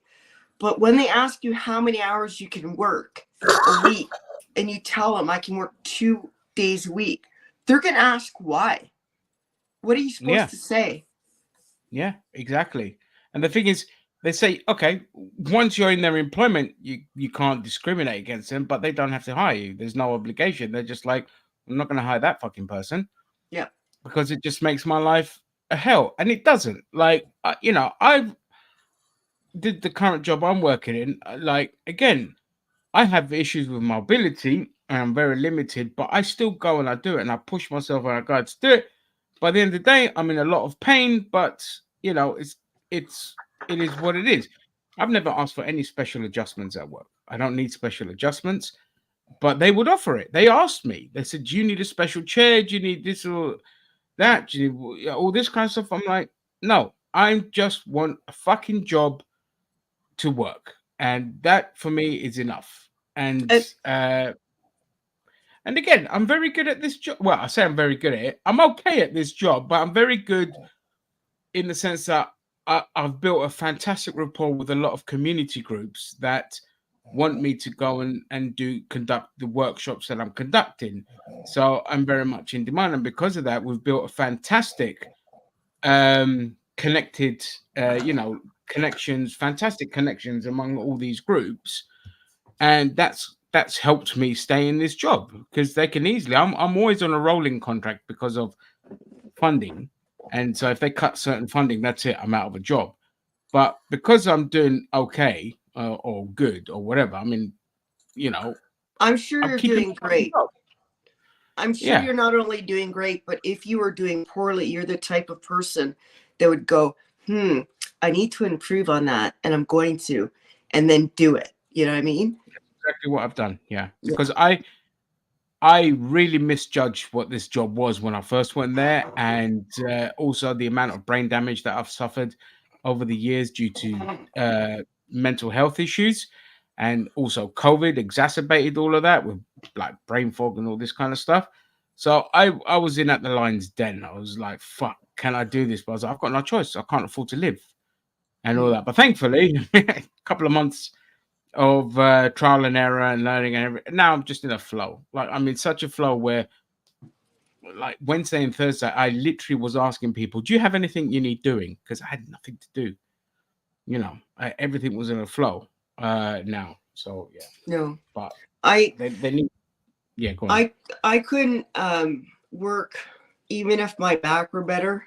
I didn't mean to do that. Yeah, that's because either because of the medications I'm on work or before they started working, my mental illness. If I had a great day with my back, and what I mean by a great day was I could walk to the bathroom, then that day would be like my mind. It was it was so frustrating because it was either one or the other or both. It was never like neither of them. And that one little time there, I had about a month where I was going good for both. And I thought, you know what? You know, and you think, okay, if it stays like this, I'll need a job. I want to work. I want to work. So I went and I applied for those jobs and did interviews and everything. And no. Yeah. And that just destroys your mental health as well further. It gives it more of a battering. It's like, yeah, I know. Same shit. It's like when I was working, I was in Saskatoon, and they actually called me back to work in Ontario. People were fighting over me, and not just in Toronto, like we want her to come work at this base or this school or do this, or in Ontario, but nationally, people were like, no, we want her here. We want her there. Like I was good at my job. Like when country, like people across the country want you to go there and work for them, you know you're good at your job. So yeah, this is it. And then it just gets fucking snatched away from you due to an injury, and then after that, nobody wants to fucking hire you. So and it screws with your mind because 100%. I knew that whole like philosophical question, who am I? I knew who I was. I liked who I was, and then gone. Yep. No, that's terrible. Absolutely terrible. Well, hopefully, I know you said coming on here helps a lot as well, which is Yeah. it's a small outlet that we can offer in an otherwise dire situation. Yeah. Okay. Zam, do you want to do a story? Get First of rid of- all, we need some palate sorry. cleansers in between all this serious stuff. Oh, So, for sure. so let's have a moment of stupid American cunt. All right. As you can see, we are so professional here. Even our So, graphics division. So I came across this on TikTok and I thought I need to share this. This is so funny. This guy is an engineer who's turned into a stand-up comedian, by the way. Okay. And here's the thing. Americans do not understand statistics. We really don't. Check this out. These are true headlines. I couldn't even make these up. This is true. Statistics show that teen pregnancy drops off significantly after age 25.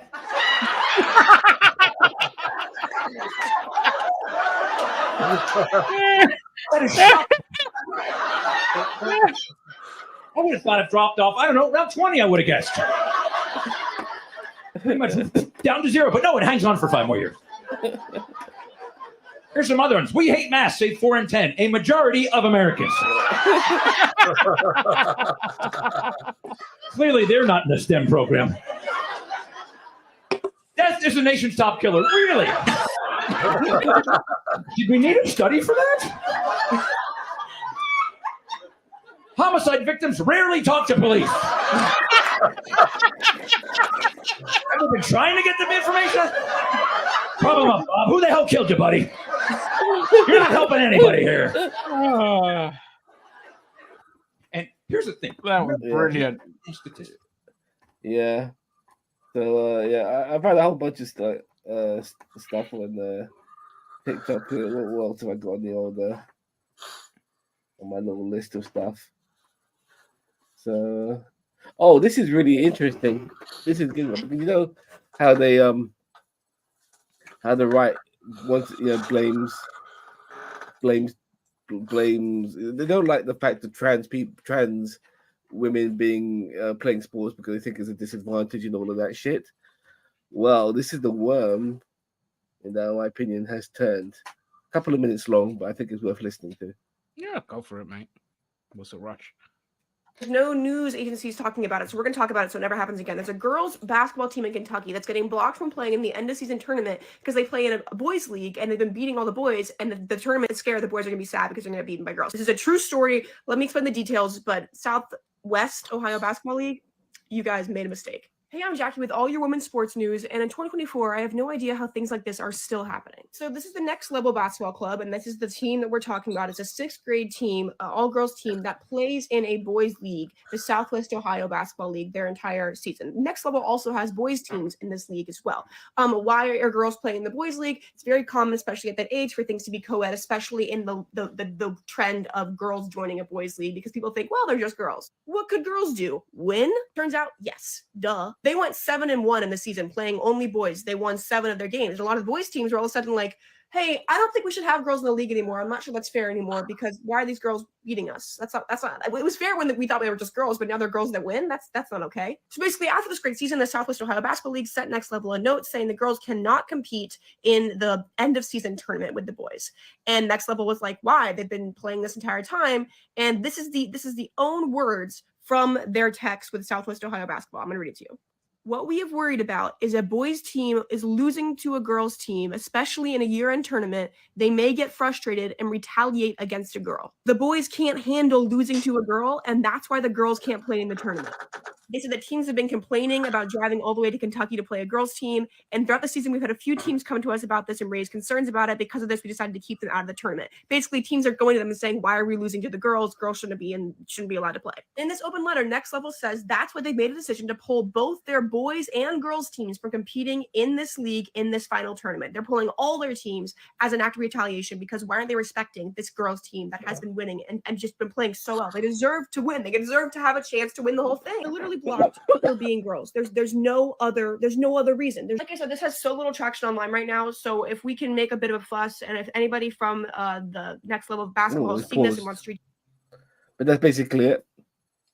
Okay. So a girls' Cheetos. team is beating the boys. Yeah, a girls' team is beating up all the boys. The boys don't like it, so the girls get cancelled. Cancel culture, baby. And by the way, thank you, Daniel Voss. I am a pastafarian before I even got the dreads. Yeah, I was just about to talk about that, Dave. It's like everybody keeps on talking about how like Georgie deals with sports. No, peaceful misogyny deals with bothers flaming women's sports. The fact that they can't compete with fellas, like Joey Barton, right? In this country, sorry, Christy might not know who he is, has been complaining because Alex Scott and flaming Lauren Woods and all that sort of stuff have been commenting on football, on men's football. He's there going, well, they're not qualified. Yes, they are fucking qualified, you dickhead. Love the little Scouse accent there. They're not qualified. No, that was That's Scottish. Scottish. So if you do Scouse, you've got to act like you're chewing on a raz. Like, hey, mate, you're not fucking qualified. I can't do it. I just realized I did that, what she did. Because in grade 4, like, we had this rule, if there was no female team, women could join the guys' team. And in grade 4, me and 2 other girls joined the guys' hockey team. And it had never been done before. And we had to kind of raise a stink to get on the team. But we got on the team. A lot of it had to do with the coach being pro letting us on the team, but others weren't. So we got on the team and we made it to the finals. We lost, but we made it to the finals. And I didn't even realize, because back then I just wanted to play. I didn't give a shit. But there was 3 girls on that team. Yeah, it's only become an issue lately. Like, back then, people didn't give a fuck, you know. Obviously, there was still the divisions and all that, but they just did what they did. Now they'd be like, "Oh, it's political." So, Yeah, again, grade 6, grade 5. School kids. These are school kids. Okay, there's not a lot of options in terms of the amount of basketball teams that could probably be within that region, and so the girls' teams have joined the boys' teams and all that, and they're beating them. And you know, what's the thing? What's the trans issue here? There's no trans issue. This is girls versus boys. Boys being a bunch of sore losers and taking the ball and going home, essentially. And this just shows you it's all bullshit. It's all politics. It's all garbage. It's all about, you know, white supremacist, white man or man must be in control. The patriarchy must be defended at all costs. We can't have girls beating us at fucking basketball. I didn't realize basketball was so physically enduring to the point where you can't have girls and boys compete. Sure, in later years when heights start changing and all this kind of stuff, that's fair enough. But when they're that age, what was it, 6th grade, Zan? Yeah. I don't know. Yeah, it was the 6th grade, I think they said. Which is, you know, that's, I don't even know. What's that? I 10, was 11? taller. I was taller than all the boys in my class. Well, you know, dunking on all the boys. Girls develop quicker than boys at that age. Like boys, they start to become men between like 15 to 8 onwards, so to speak. So, but yeah, okay. Yeah. So that was fun. By the way, this is one quick thing before a little sidetrack here. Pope calls I think he meant gender ideology ugly ideology, and says he seeks to raise the sex and says this is tantamount to cancelling our humanity. I don't get the Pope, because one minute he seems like the coolest guy on earth, and then he says something like this. You know what I mean? Like, what the fuck? You know, yeah. I just googled it, Vance. It's true. I can't read the articles because they're blocked in my region, but if you Google it, it's there, because I'll always double check any story, especially on fucking TikTok. I'll always double check. Basically, so, yeah. Rick B, this person was saying that this girls' team was beating the boys' team, and because of that, they got cancelled. Simple. All right, on to the next one. This is also a nice, funny, and awesome one as well. Let's check it out. Actually, they threatened to boycott Eurovision if Israel wasn't pulled out of it, period. But when Eurovision would not pull Israel out of the competition, this is what they did. Iceland, by the way. Iceland voted in a Palestinian singer to represent them. If that isn't the biggest fuck you I've ever seen, I love it. I love it. Their name is Bashar Murad, and literally they make music about the occupation, about Palestine. Oh my god. That's brilliant.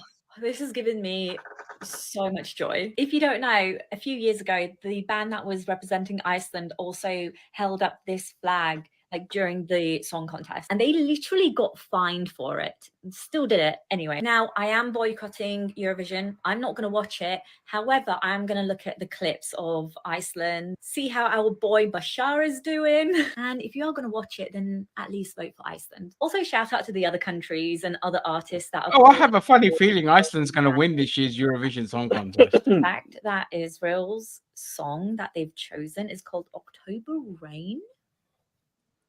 Like, Israel is trying so hard right now, guys. Israel, oh my God. They are so desperate. Anyway, free Palestine. Yo, Iceland are cracking me up. Oh, that's couple of not things. my Rain? so annoying. Couple of things. For a start, why the fuck is Israel in the Eurovision Song Contest and the European Championships? Why are they involved in European competitions? They're not a fucking European country. You know, they're a Middle Eastern fucking country, and people going about them Nothing being to do with money, guys. It's politics, mate. politics. They're not gonna afford the same prejudices towards Israel as they would, say, Russia, who they kicked out of Eurovision. You know, it's politics because they see Israel as the good guys, and they can play the anti-Semitism card if they're kicked out. Now they should. I'm not going to be watching this year's Eurovision Song Contest because Israel should be fucking kicked out as well. And I love the Eurovision Song Contest. It's glorious cheese. I like it for the wrong reasons. Oh. I like bad things. Like you see, like for example, when me and Cheeto talk about Falcon and the Winter Soldier, I didn't like the show that much, but I loved the musical. Oh no, Hawkeye. Sorry, I loved the musical in it, which was awful. It was like an Avengers musical and all this. So I like bad things. And Eurovision is prime cheese badness in a great way.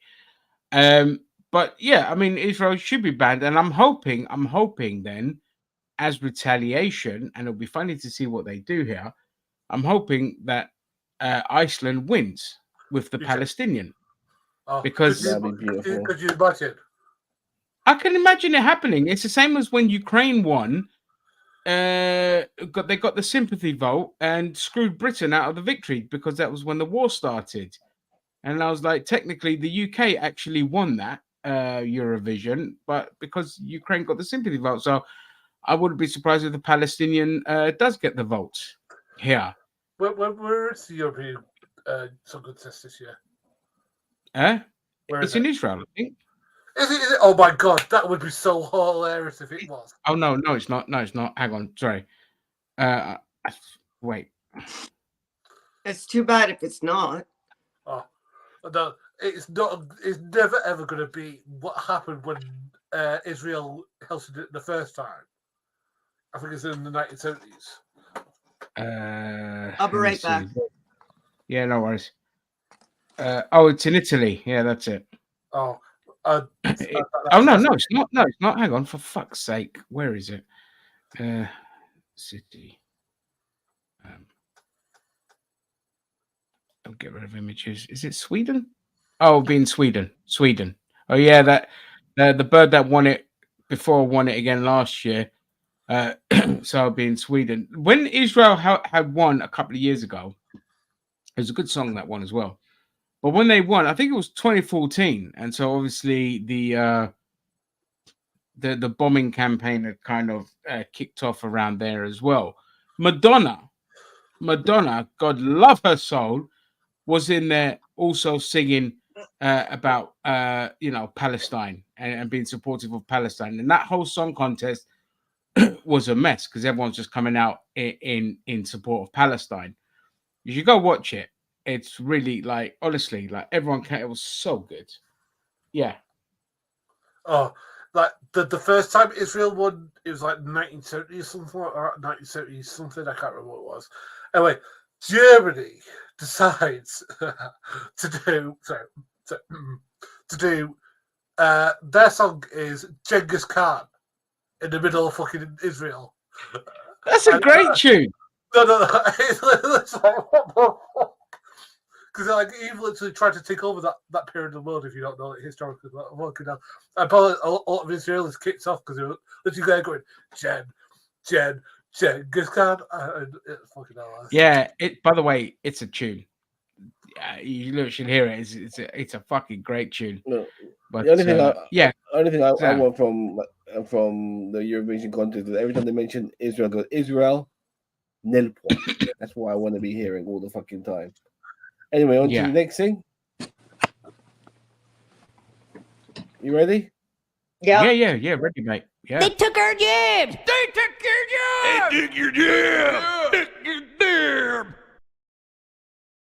All right, this is something I got from the Jimmy Kimmel show the other day. Absolutely hilarious, and it points out. Not get struck down.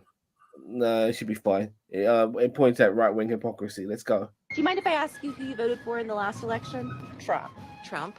I'm going to guess you voted for Trump. It says Donald Trump. Do you mind if I just ask you a few questions about things that Biden has done in his administration, and you can kind of give me your opinion on that? What did you think when Joe Biden suggested that COVID could be cured by shining a bright light inside the body?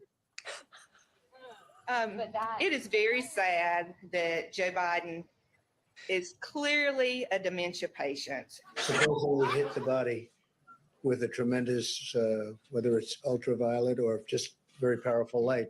What do you think about Joe Biden saying that getting through the 80s without getting HIV was his own personal Vietnam? Jesus Christ. Again, it's very sad to feel capacity, and that is a very uneducated statement. Oh, okay, I'm so sorry. These are not, I got my notes mixed up. Can I ask you this question? Can we start over and me ask you what, okay. What did you think when Donald Trump suggested that COVID could be cured by shining a bright light into the body? It depends what that technology is. Spectrum, because you have MRI machines and CT machines, infrared, and different things. So it just depends the context of that. What did you think of Donald Trump saying that getting through the 80s without getting HIV was his own personal Vietnam?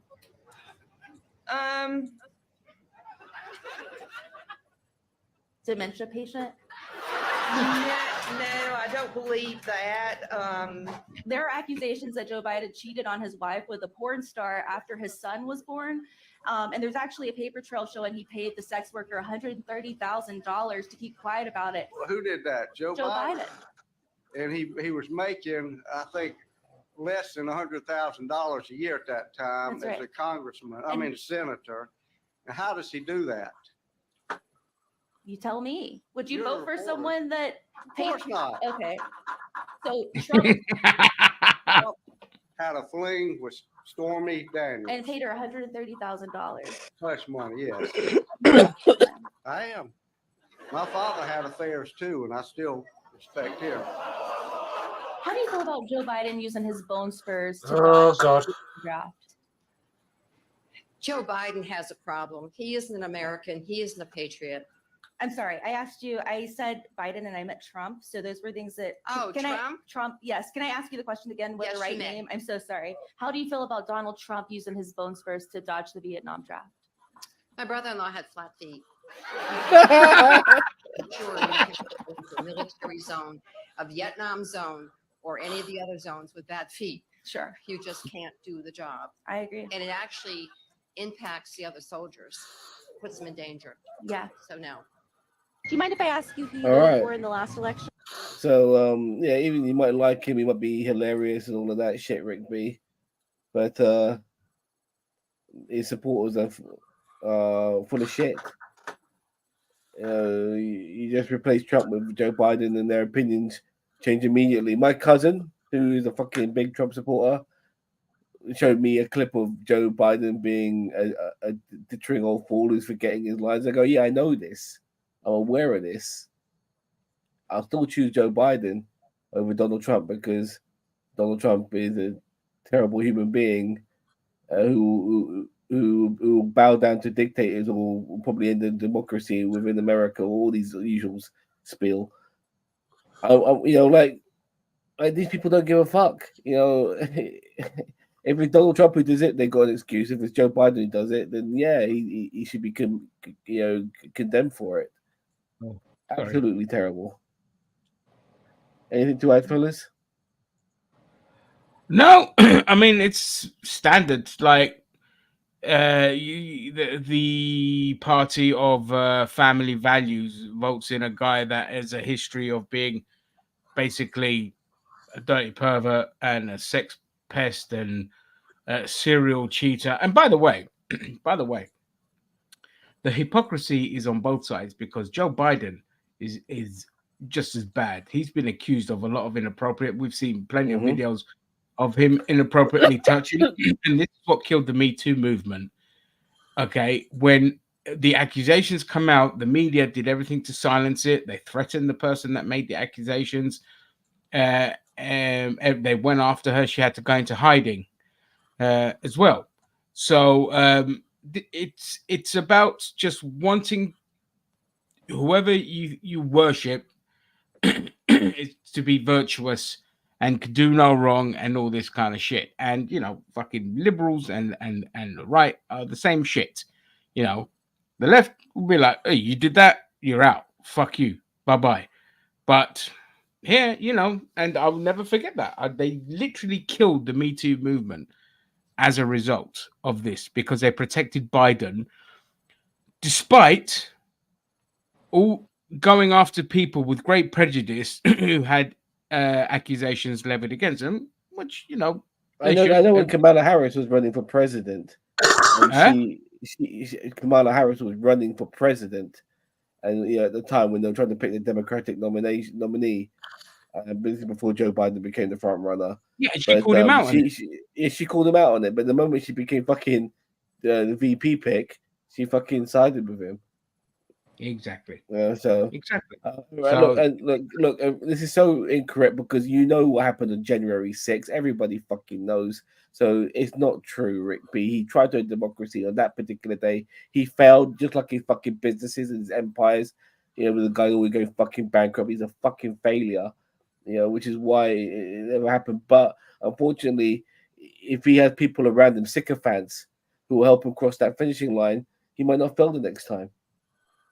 And it's not him you have to worry about. It's as soon as they get a Republican president, he's stupid enough to push through all the reforms of Project 2025 that will end democracy. You know what I mean? So it doesn't even matter if it's Trump. The next Republican president, because look, the Republican Party is overrun now with fundamentalist Christians. Okay, evangelicals run that party. So it doesn't matter who's coming in next. Their end goal is to rob America. It's to put the final death nail in. America's not really. It's never been a democracy. Let's be perfectly honest. But they're not gonna hide the fact anymore that they're not a democracy, and they're gonna be a full-on theocracy. So it's not something to scoff about, Rick B. Especially when you have people like Steve Bannon and his groups, like the Koch brothers and all that, funding far-right groups around the world. This is why you've seen far-right groups on the rise of lately. It's because they have the money to get out and campaign and to bombard your social media with lies and bullshit and conspiracies and all this kind of stuff. And that's why they're on the rise to power. A lot of foreign money is propping up, like Italy's ones. These are people that all attended like the fucking CPAC events and all these kind of far-right events. The fucking world leaders, what are they doing attending foreign right events? Because they're all part of the same enclave. All their dark money is coming from the States.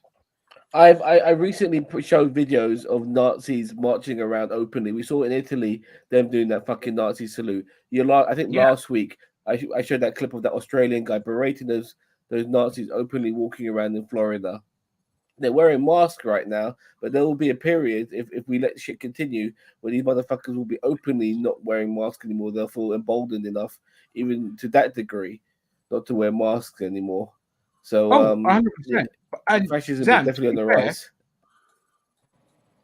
They're only wearing the masks now because of what happened in Charlottesville. Because after the aftermath of that, was everyone that took the part in ticket that. torch motherfuckers. Yeah. The ticket torchers all lost their jobs. They you know, all And hell Trump rained didn't down. condemn them. He both sided the issues. Like, oh, we have Nazis and we have people who are not Nazis. They're both the same. No, they're not. The people who are not Nazis are not fucking Nazis. So don't fucking both sides them. You know, it's ridiculous. To your point, if the Republicans win, those masks are coming off. Those masks are coming off, and they're just going to be not only marching, they're going to be pillaging and destroying, and Tulsa will be a fart in the wind compared to what they're going to do if they come into power, because they're going to feel that empowerment to just go after and bully, because the police are going to be on their side, the politicians are going to be on their side, they'll get pardons and all this kind of shit. So it's nothing to scoff at. Yeah, like but they're anti-fascists. Anti-fascists. I thought they called them Antifa. They have to abbreviate their name, but calling them anti-fascists means it sounds wrong when you're going up against them. And also on that remark, they wear the masks because they'll be arrested for no fucking reason whatsoever. They'll be arrested for no reason, whereas the Nazis, they won't get arrested. They can openly go and they can fucking murder people, go across town and murder people like Carl Rittenhouse, all right, and face no repercussions. Whereas in Antifa, all he has to do, see, why don't you go and look at what happened in Portland when the Antifa were protesting? Trump sent private military to abduct and arrest protesters. Yeah, they're abducting them. Abducting them. And that's why they wear a mask, because there's a big difference. And if you actually knew your history, you would know what happened to black communities who were massively socialist. They were fucking bombed, okay? They were bombed and destroyed. Philadelphia in the 1980s. The US actually bombed a fucking black neighborhood. All right. Tulsa. And Tulsa in 1921. Okay. There's a reason why the left have to fucking cover themselves up. The right are only doing it because society doesn't want to accept Nazis. It's the community that's punishing them and making them lose their jobs because it's bad for business. It's And the not the corporations government. that are punishing them. You know, the politicians love these fucking people. And they love them. Antifa would write the telephone number of a lawyer on their wrists or on their arms because the police wouldn't let them call anyone. And if they did, they'd see there's the phone. They wouldn't let them have access to any numbers to lawyers. Not only that, if they saw someone that was arrested or kettled at these protests, and you had the number on your arm, they knew that you were Antifa and you just got arrested just for being there. Also, by the way, CPAC recently, they've had loads of fucking Nazis at their event. You know, they're not giving a shit anymore. The only issue is Zionism and Nazism. They counter each other. You know, the Nazis don't like the Jews, and obviously the Zionists don't like the fucking Nazis. You know, actual Nazis, even though in a way themselves that they are replicating them, but they don't like Nazis. So that's the issue there. You know, and there's people in the middle who want to serve both masters, but they're cool with either side, but they can't. You know. But anyway, on to some more clueless inbred hicks. This is Walter Mattison talking to some Trump supporters on the border. What's one of the biggest issues for you right now is turn it up. The border. So that's all I got. Illegal immigration. Oh, fair enough. Crisis. How has it affected you personally? It hasn't. I don't think I've been personally affected yet. They haven't overwhelmed my little small town. They haven't affected my work yet or anything like that. However, it's affected me thinking that if it's possible, there could be terrorists coming through there. Does anyone care about the migrant crisis in this country? Has anyone personally been affected by it? We all are personally affected by it. Oh, good. Do you have a good story about it? We're trying to get one person to tell us their personal. I don't have a direct story, but gotta find someone with a direct story. I know. Who are you looking for? We're looking for someone with a personal story about the migrant crisis or the border. Personal? No one. Hey, I'll tell you something. I'm from Canada. It took me a half hour to cross the border legally. You guys know this guy? No. I can show you my driver's take care. I mean, we should vet him. Here's my health card. Coming across legally takes you forever. They grill you. But they grill you? Like it's really intense? Yeah. They grill you. Want to know what you know? Open the trunk, open the windows, let's switch to the car. I'm just a middle class Canadian, and they're giving me crap. Has anyone here been personally?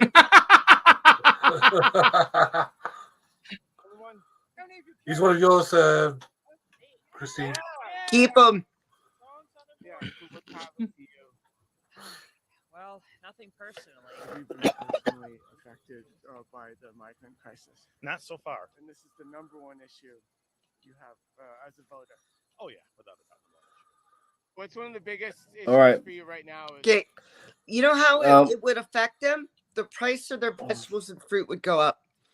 That's the only way, the only thing that would affect them. Yep.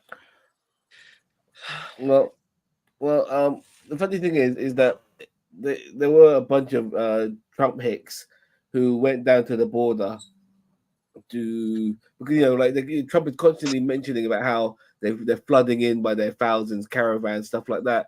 So they decided to go to the border to stop these motherfuckers, and they saw nothing. They waited there for ages, nothing. And you know what they ended up doing? They ended up fighting each other. Go on, Ginge. Oh, really?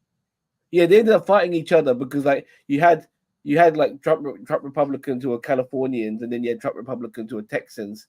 And because they were Californians, they looked upon them more liberal by the Texans, so the Texan ones would be taking the piss out of the Californian ones, and shit like that. And they were fighting each other. It was crazy. They were fighting each other on the, because they needed somebody to fight, so they ended up fighting each other. So, just to make it perfectly clear to people, they're still by the border, by the way, and this is why Cheeto is not on the stream tonight. He's also there trying to stop immigrants from crossing over. So that's why you're not seeing it. Exactly. Zan won't say anything because he has to sign an NDA, but I haven't because I live in my own little bubble, and Any Canadian that goes down there, America, you can keep them. I mean, No. you're back. Sorry. You're an immigrant yourself, and you complain about other immigrants. The logic there just blows my head. It's white people for you, dude. No offense. And Yeah. illegal aliens, the vast majority of illegal aliens come in by plane. Like my Trump loving cousin would have a go at immigrants who have a go at this country regarding immigrants. I like to remind him that his parents are immigrants when they came to Canada, but he doesn't give a shit about that. I also tell him if it wasn't for immigrants, things like our NHS would fall apart, because right now nearly every doctor, every nurse is a fucking immigrant. So we need immigrants. They are very important to our society. If I was an American, I wouldn't be worried about Muhammad or fucking Jose. I'd be more worried about Cletus, because those are the motherfuckers who are killing everyone at this moment in time. So they should fucking understand their priorities, but they don't want to fucking know. Now, on to the next one. I'm going to torture you guys for just under 2 minutes. All right? 2 minutes of torture. Let's go. Now put your hands on your hearts and stand up for the national anthem. Stripes I've got bad and legs. bright stars, round on perilous fight, o'er the ramparts we What? were so gallantly streaming. Streaming. Steph? And the rockets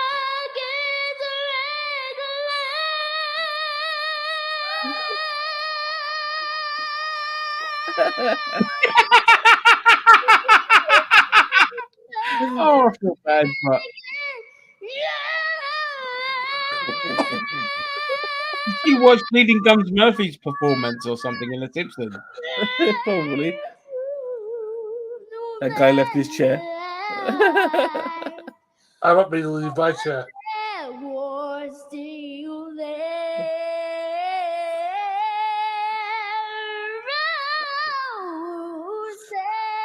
Oh, my ears are bleeding.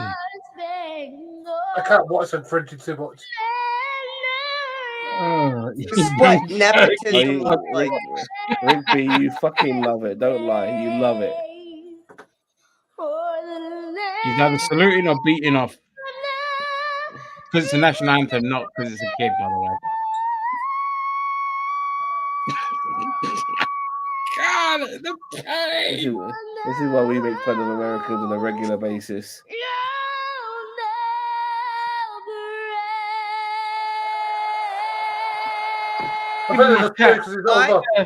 Sorry, Kat. It's not No, my fault. no, you guys. No. Don't worry. You guys now have. The worst sound in the world was fingers on a chalkboard. I would like to take that back now. It's number 2 for worst sounds in the world. Yeah, that was my number cat 1. Literally got up and gone out the room. Look, there she is. Look, she's now going out the room. Bye bye. She's like looking at me like, "What the fuck, bro?" She was lying down. She's been lying down since 1 p.m. and she's now got up. I thought, "Fuck this noise," and it's gone. There you go. Out she That goes. was nepotism. I guarantee that was nepotism. No doubt. Is she deaf though? I genuine question: is she deaf? Because it sounded like when deaf people speak. I don't mean that as an insult, but that's what it sounded like to me. If she isn't, then that is.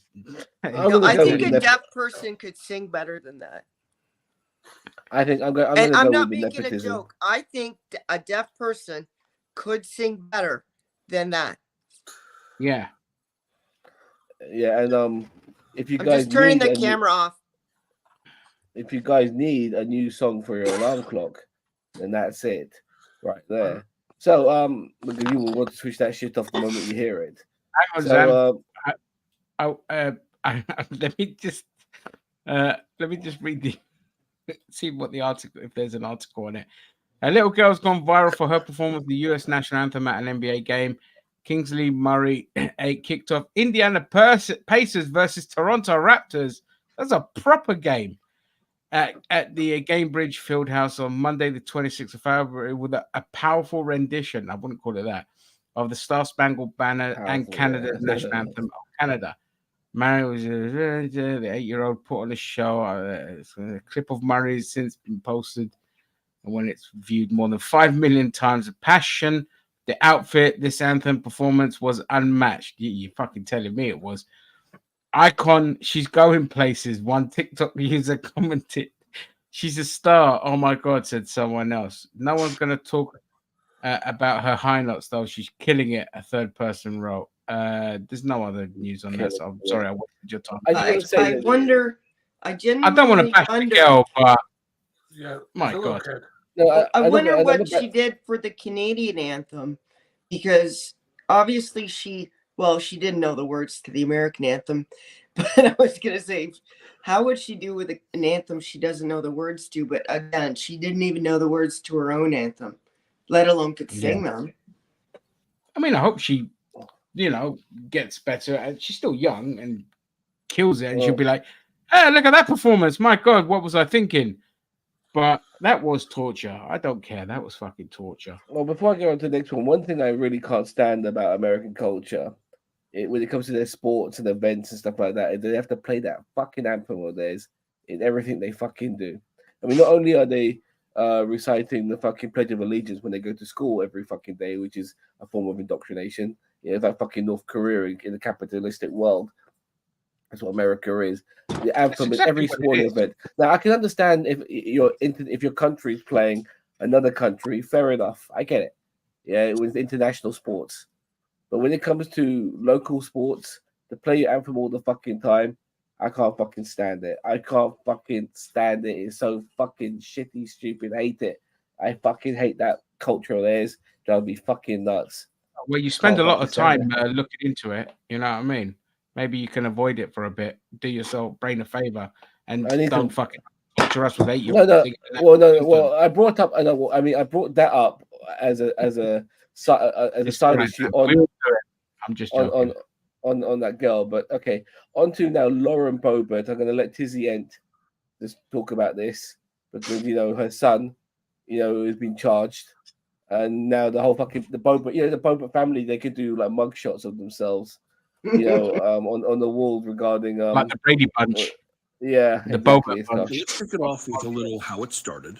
It's currently almost 2 a.m. here on the House floor. Most Americans are asleep.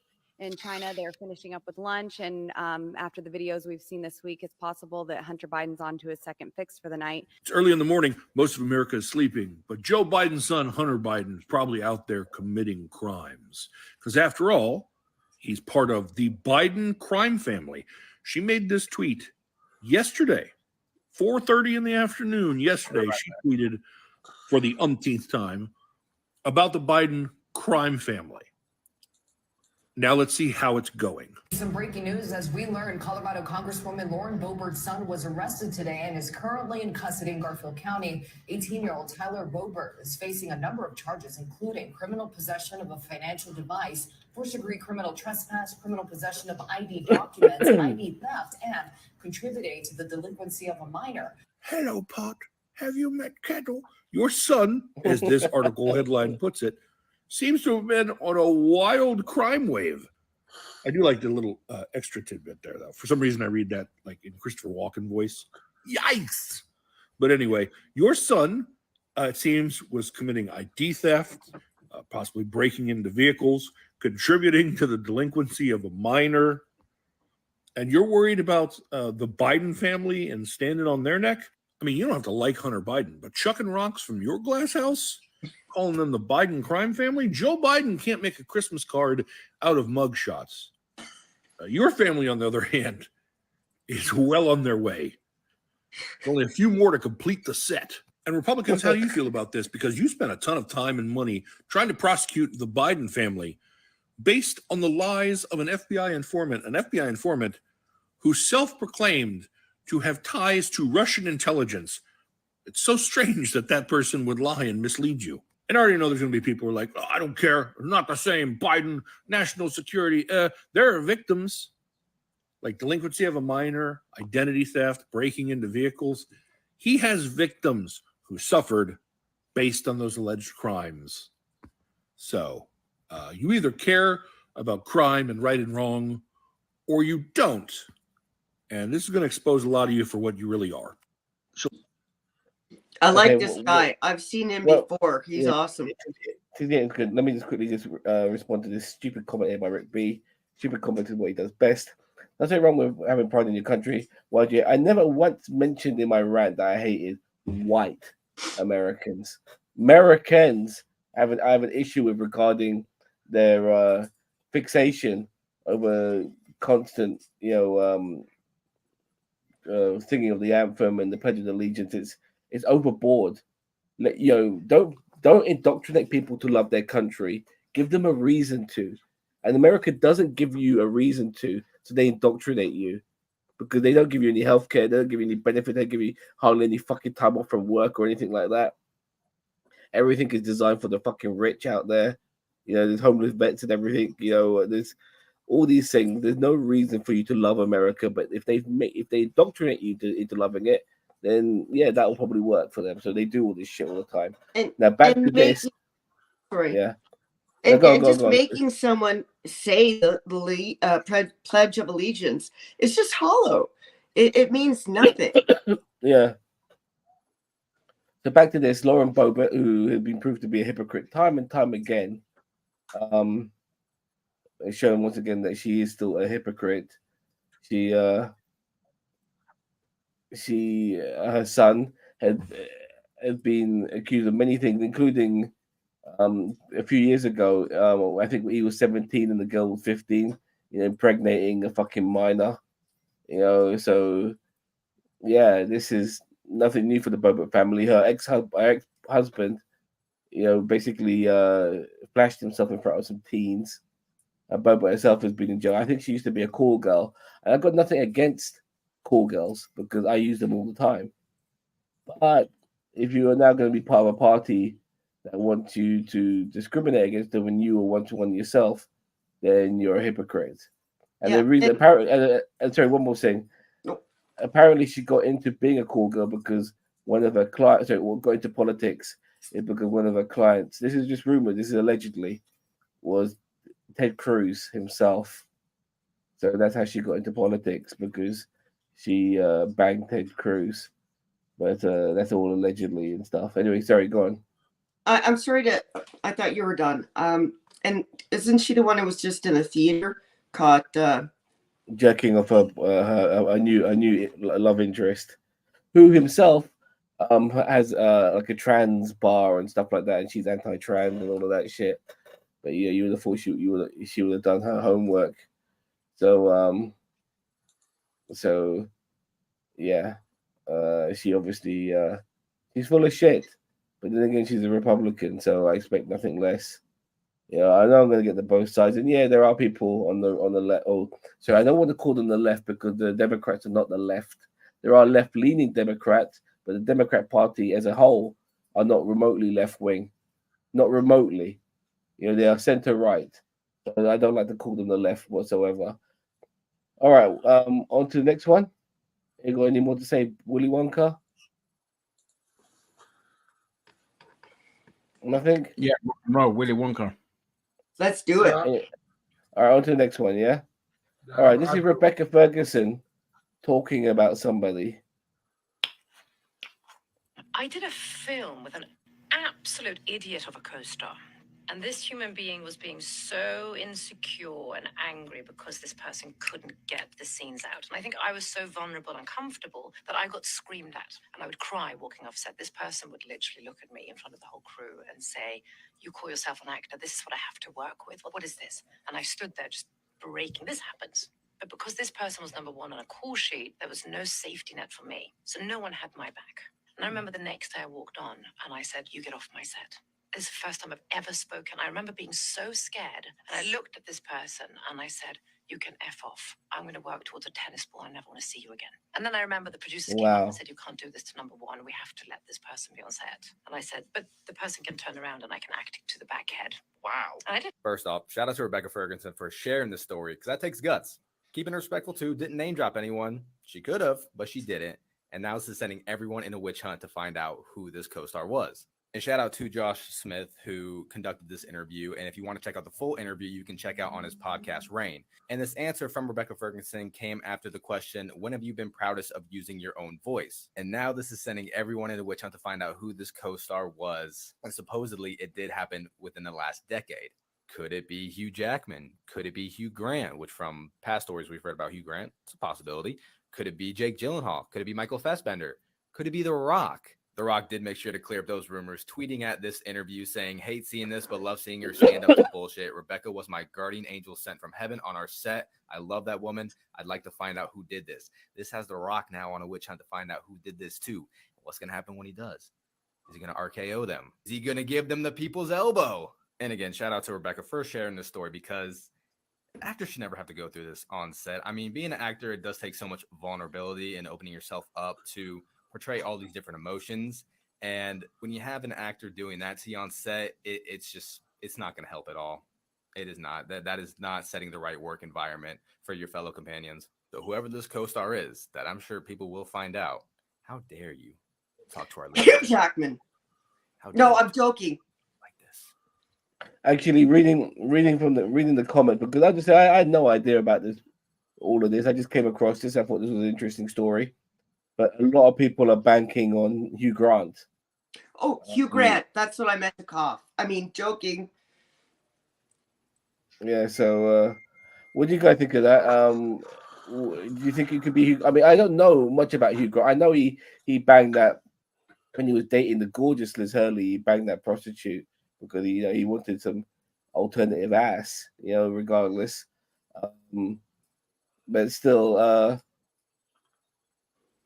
I don't know. I heard Hugh Jackman from a lot of people is lovely to work with. I've heard The Rock is lovely to work with.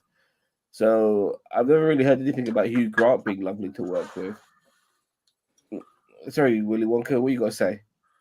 I think, well, I mean, look, first of all, right, we don't know what led to that. We don't know if maybe that person had just been, because the thing is, we don't know when people get called different, because you've got to understand that if you're the first person to name sheet, you probably have been on set for quite a long time, and in consecutive days, because they have, especially if they're shooting on set, they have. I mean, I'm not saying that this makes up for the behaviour. It's actually rancid behaviour. I'm just saying maybe they were having like the day-to-day, and they just finally let go at somebody because there's somebody they could do. I'm not saying that it's right, but secondly, we shouldn't be speculating who it is because that's not fair on other people that maybe she worked with for a day or two or whatever it was, and they just got on fine. It's just, I think it's from both sides. The other day, it'll all come out and wash what happened and what actually happened. Because I mean, I'm sure that the director will know who it is, the people working on sets will know who it is, and whatever's true will come out. Go on, Chris. Respectfully disagree. That's all we almost do here is speculate, and we always put in the disclaimer that we are speculating, and it can sometimes be interesting to debate those things, especially on a topic that's important like this. Oh, You're muted. You're Jim. muted. Sorry. I'm going to say Val Kilmer. Because he has a history of being a complete arsehole. Yeah, I don't know about Hugh Grant's got a history of just being like honest and brutal, but not a history of being an arsehole to deal with. Because could be him, but I'm going to say Val Kilmer. You reckon? Yeah, it'll either be him or Fassbender, because Fassbender has a bit of a dodgy history as well. I personally think it's Fassbender because Val Kilmer isn't that much of a dickhead. I know people say he is, but he is. Yes, he is. Well, lots of people have. Val Kilmer's a massive dickhead. He is a notoriously horrible dickhead to deal with. And now, because of the cancer, he's like, everyone's like, oh, poor him. It's like, yeah, it's horrible. What? Nobody should get that. And Val Kilmer's a fantastic actor, but he's a massive dickhead. And the people I think it's between him and Fassbender. Yeah, but the people you can rule out. Apparently, it's not Tom Cruise. It's not it's not Hugh Jackman. It's not The Rock, and it's not Ewan McGregor. So, I don't think it's The Rock. I heard he's really sweet. Yeah, It can be difficult in certain circumstances. I've heard. I know he. No, but he's more of a ladies' man. Like he might be a dickhead around some dudes, but he's gonna be as charming as fuck around the women. It's more creative that he's more of a dickhead around. It's nothing to do with like working with other actors. Nobody's ever said anything bad about him. And Tom Cruise, forget it. Nobody says anything but nice things about him. Yes, he has some weird rules about not looking at him extra and all this kind of stuff. But people have nothing but good things to say about Tom Cruise, and he's a consummate professional. And he gave his stunt double a motorcycle. Like that's just one of the good things I heard about him. He's a good dude. He's just in a weird coat. He's just a weirdo, but he's a good dude. Imagine like you being Tom Cruise and just people gawking at you all the time. Even I would be pissed off with that. You know what I mean? I would be able to handle it. You know, you got to see it from that perspective. I guess he understand that he's famous, but there's only so much even a famous person can handle. Like sometimes they just want to be left alone. But also, treat like a normal human being. Let's be clear. When the whole the Gaza genocide started, one of his agents or somebody he knows spoke out against Israel and defended Palestinians, and she was fired from her job. And Tom Cruise stepped in and said, "You do that, and I'm fucking leaving this agency." So they rehired her in a more diminished position, but they rehired her because of Tom Cruise, and that for me, and when he was berating people who weren't wearing masks during the COVID pandemic, just shows you the guy's just an absolute professional and an okay person. I don't know about his private life. I don't give a shit about his private life, but in his professional life, remember it had number one on the call sheet, so it had to be a top star. Yeah, that's why I said Val Kilmer, Fassbender. But Val Kilmer wasn't the main star of the Snowman. He was only there for a few days. It would have been Fassbender. Oh, right. Who's Fassbender? Michael Fassbender. Magneto. Magneto. He's one of these flaming. What's it called? There's a word for it. It's a character actor. There's no character actor. There's no word for it. But Do you have a picture? It inhabited the role. You know, one of those sort of idiots. I haven't got a picture. Someone else pull up a picture with my things on set up for my Yeah, shit. sure. 1 second.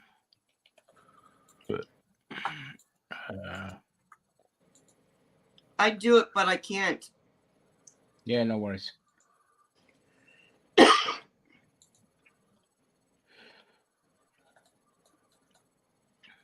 He's an Irish actor. He was in Glorious. I loved him in Glorious, Bastards.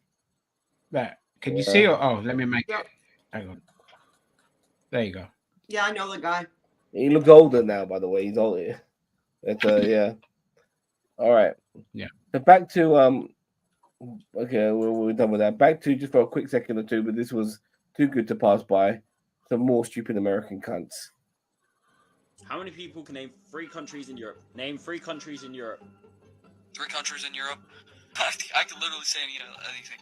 Brazil, Japan. Those are Europe.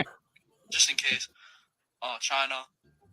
Not Europe. Venezuela. Very good. Very good. Not Europe. I'm American, but I do know my geography. You do. Name a country in Europe. South Korea.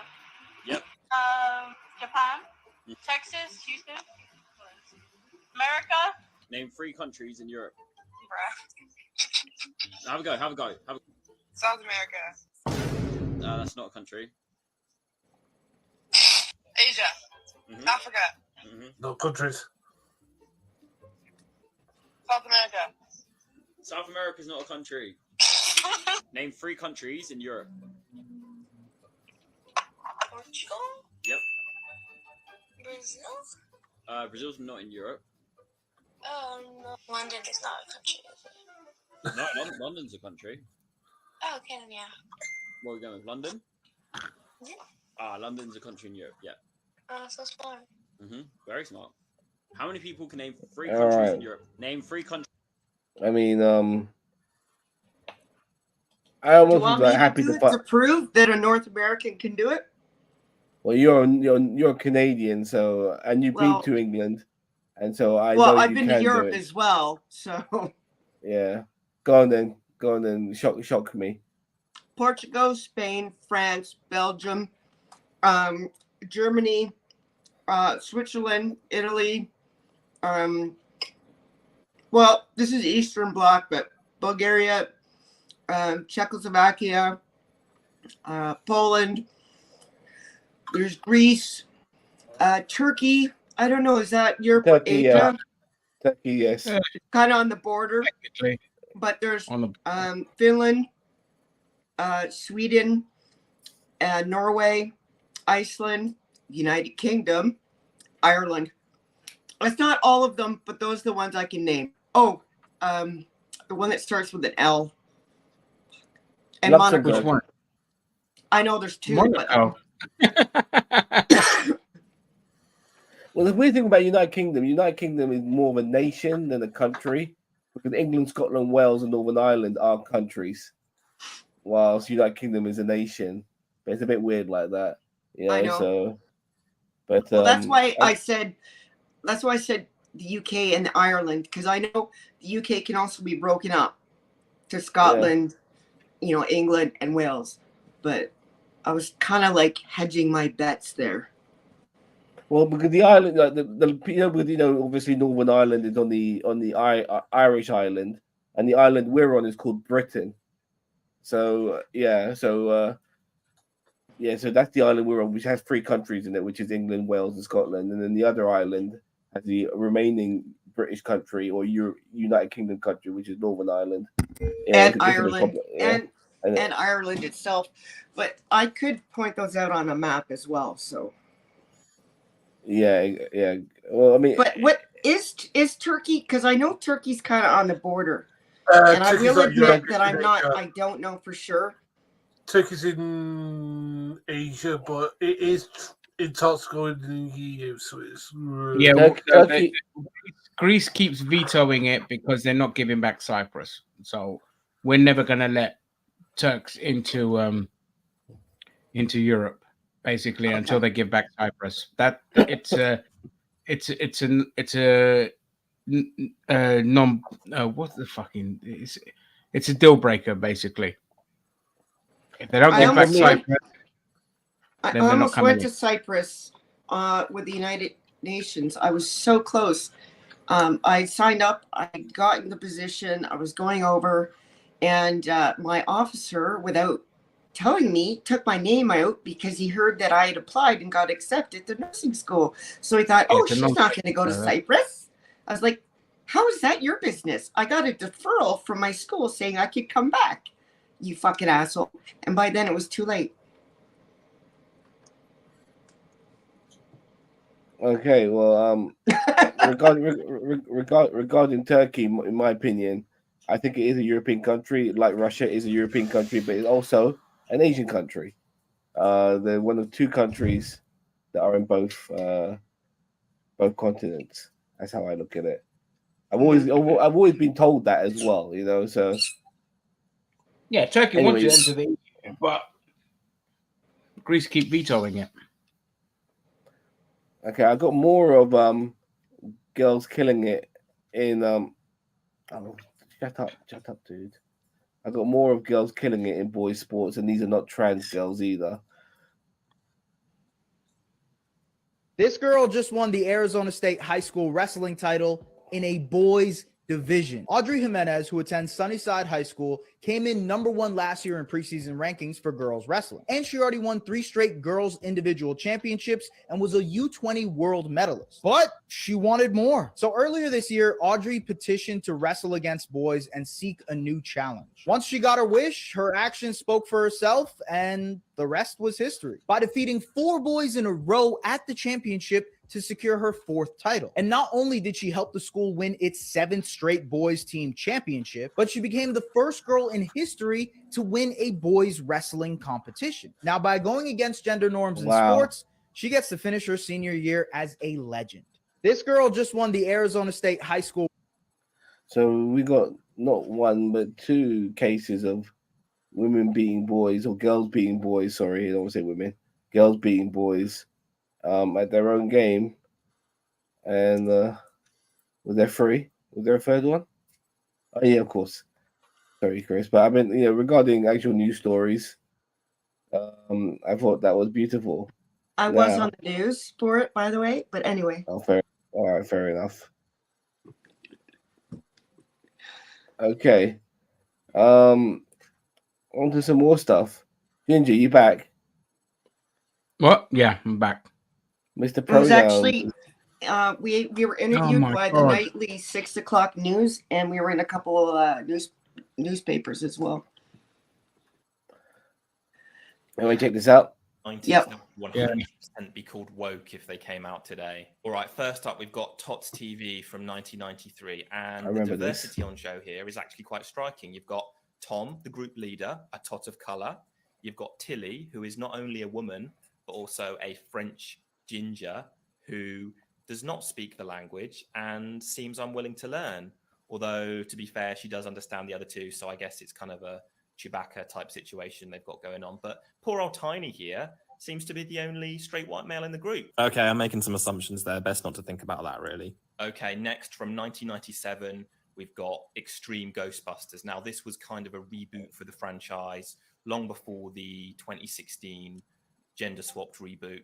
But can you just imagine the cries of box ticking pandering if this came out today? You've got African American, Latino guy, dude in a wheelchair on the end there, and goth. And yeah, I'm sure there were people at the time, a small minority, crying about forced inclusion, political correctness, whatever the term of the day was. It's just whatever people said before they said woke, which you can sort of understand because political it's like 6 or 7 syllables versus 1. So you can kind of see why woke took over. Finally, we've got Maid Marian and Her Merry Men. Now, this was a fantastic show that actually started airing in 1999. And love was this really show. quite subversive in how you had essentially Maid Marian leading the group. Everyone thought that Robin was the leader, but he's actually portrayed as a rather useless, He's an vampy, idiot. yuppie type character who has to constantly be rescued by Maid Marian. So what they've essentially done here is taken this quintessentially English folk hero, this foundational element To the TV's world. national identity, and replaced him with a woman. Can you imagine the Piers Morgan meltdown over this? The Ben Shapiro diatribe? It would be absolutely unbearable. And just as a side note on the way the word woke has now come to mean new idea, thing, or concept that I instinctively dislike but do not wish to try to understand in any way whatsoever, I found myself thinking the other day about dinosaurs and how now all the experts seem to think that dinosaurs probably had feathers. And I just remember thinking, oh, this sucks. I wish dinosaurs should be badass and be scaly and reptilian and cool. Feathered dinosaurs are so woke. They got me. I'm one of them. All right. I also know I want to see that Maid Marian. I'm gonna. Oh, it's look great. that up. Tony Robinson plays the sheriff of Nottingham, and he's awesome in it. He wrote the show, and Tony Robinson was so good. Yeah, it's his show. Yeah, it's his show.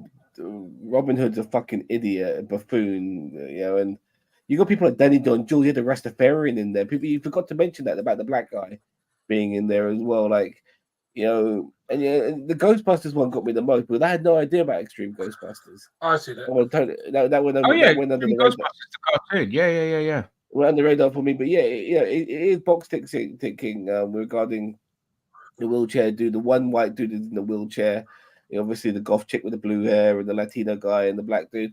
So yeah, they did all of that shit. Wokeness has been around forever. It's been around forever, and now these people are complaining about it. Now it's just a bunch of incels who can't get laid. It really boils down to that. You know what I mean? I don't think it's been around forever. I think it's at least 30 years old. It's been around longer than people wish to give it credit for. I mean, you can even look at stuff like the Mission Impossible, the 60s version. They had a variety of different people on there. Star Trek itself, the original series, had a vast variety of different people. It was few and far between. Honestly, I remember when I was young, not feeling represented. But I know that changed many years ago, or at least started for sure. For sure, it started. There's still really hardly any Indian people in Star Trek right now, which is it's crazy. But still, I never really felt represented in anything. But I wasn't really necessarily looking for representation. I personally wasn't looking for that. But the world consists of more than just white dudes, and that's and able-bodied people as well, and men and all of that. So I was happy to see. I had no problem with diversity because I'm not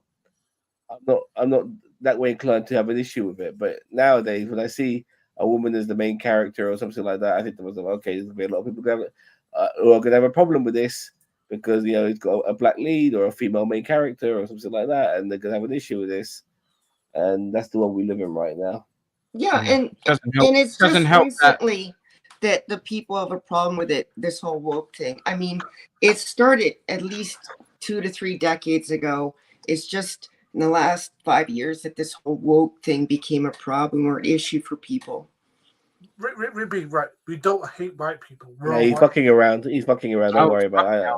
Gary, Jesus Christ. He's fucking around. Yeah, I can tell. So you want to say? You guys need to counter that?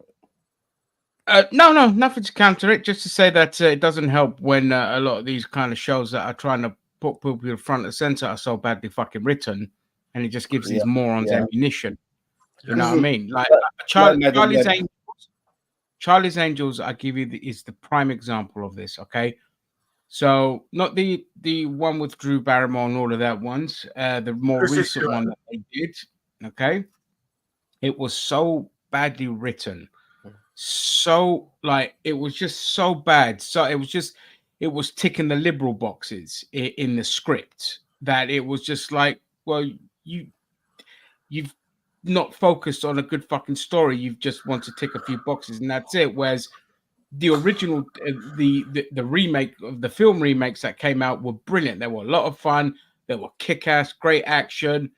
Sequel, not so much, but they were still great. This one comes out and it's just bad. It's bad, and it annoys me because I don't want the bad writing and just being a bad film to be the ammunition for people to go, oh, look, you see, you went broke. And it's just like that winds me up, because there's nothing wrong with having like female leads and a diverse cast and all this kind of shit.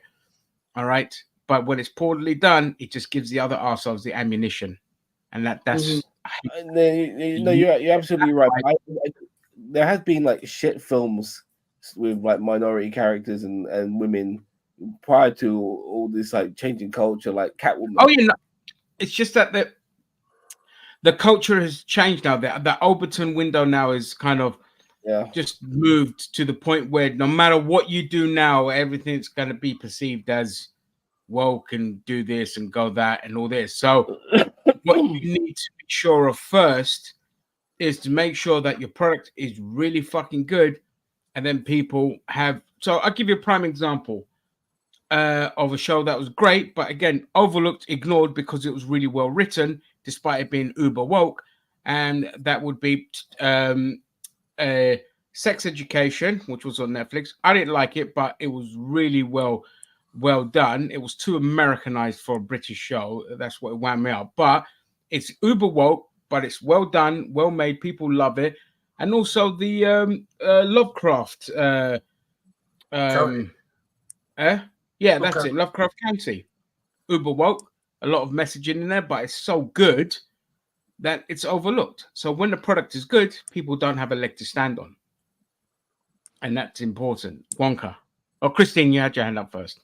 I was just going to say, we were almost at the point where we'd watch a film and it wouldn't even be, oh, look, there's representation.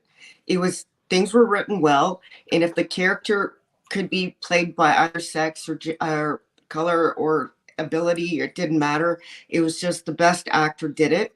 And it wasn't like, oh, look, it's a woman playing a president. It was just a film about a president. And now it seems to me like it's all of a sudden people are noticing it for whatever reason. And I think you're right when you say the way to counter that, because we'll never get everyone to get on board. But the way to counter and get most of the naysayers crushed is to just make great writing. Yeah, and unfortunately, it's not the point. And this is what I mean, Rick. Like the so-called woke programs of film that are usually badly written crap. And that is right, because they have their agenda as well. And I hate using that term, but that's what it is, to say, in your faces. And it's like, what's the storyline? Why are you making the gay character the only thing about his personality about being gay? That's a detriment to the gay community.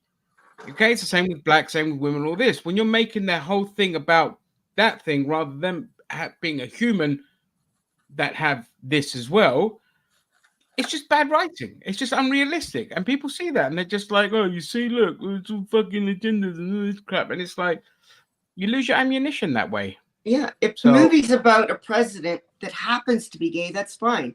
The movie's about a president, you know? Yeah, that's it. Exactly. Wonka. So, Tito, what's the word? Signaled this, and I think you did like it. Was that Madam Web film? One of the actresses has discussed the reason why people haven't got it, and they said it's because a lot of misogynists don't want to see it because it's too woke. It's like, no, people don't want to see it because it looks like a piece of shit. And most people who see it have said I don't think that story was true. I think it was debunked. I have, because I'm struggling to find it online. Story? But so Isabella Merced allegedly said that the reason Madam Web failed was because men don't want to see these films. I'm paraphrasing or whatever. Basically, she blamed men that it flopped, but I can't find the article anywhere apart from one place, and that place hasn't got a good reputation. So I can't. But you know what? Even if she did, she's not the first person to have said that. That's exactly what Elizabeth Banks said about Charlie's Angels, and was like, no, it flopped because it was really bad. Like I wanted to watch it. I mean, fuck's sake, it's got Kirsten Stewart in it, who I absolutely adore. And I was just watching. I was just like, "What the fuck is this shit?" Just get me to the I was just like, "No, 30 minutes done, goodbye." And that's the issue. And it's annoying because we love Charlie's Angels. We grew up with Charlie's Angels. I didn't grow up with the series, but I remember the Drew Barrymore Charlize Theron one, and I fucking loved that. I just want to also I like when you mentioned about how the gay character, everything's about if it's all about him being gay and not him just being a character. People have an issue with that because then it's all about his gender, but then about his sexual orientation. But then you could have films like Buzz Lightyear, where the only realization that the person's gay is when this one woman kisses her wife on the lips very briefly, and so they're a gay couple. That's how you realize they're gay, and that's the only indication you get. And people were losing their shit over that. You know what I mean? They were fucking taking that scene out when in China and stuff like that, and in Russia they didn't want to show that, because of that one particular moment. So when people complain about wokeness, they do complain about stuff which is not worthy of complaining, because gay people do fucking exist. As we said, the window has shifted. It's now you can't win now anyway, no matter what you do.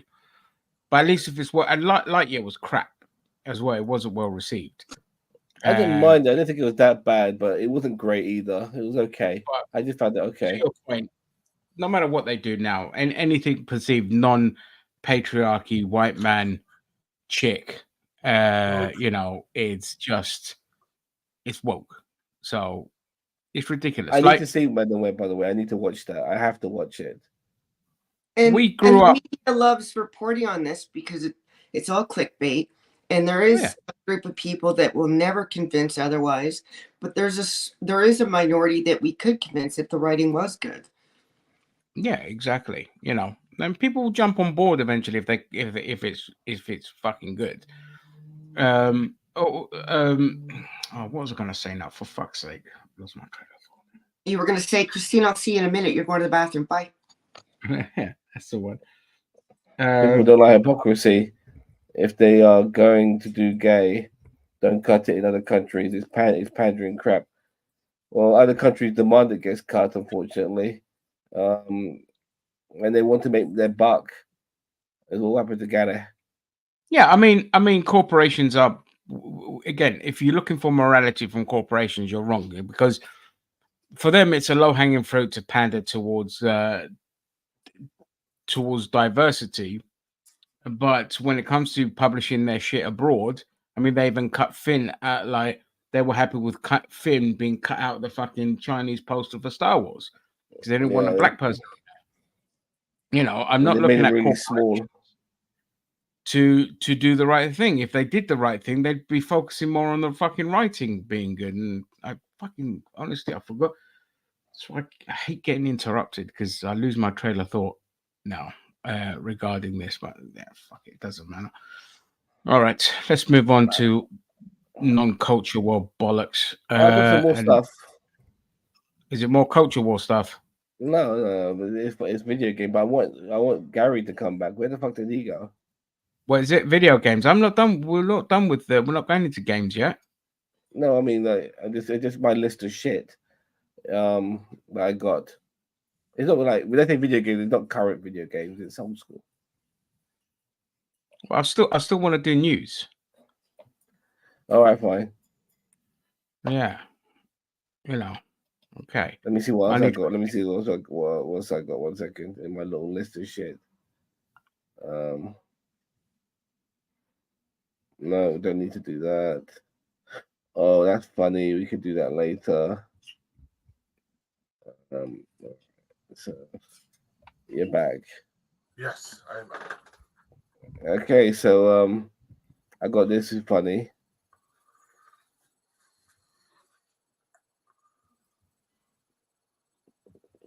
Chris, not back from my pee?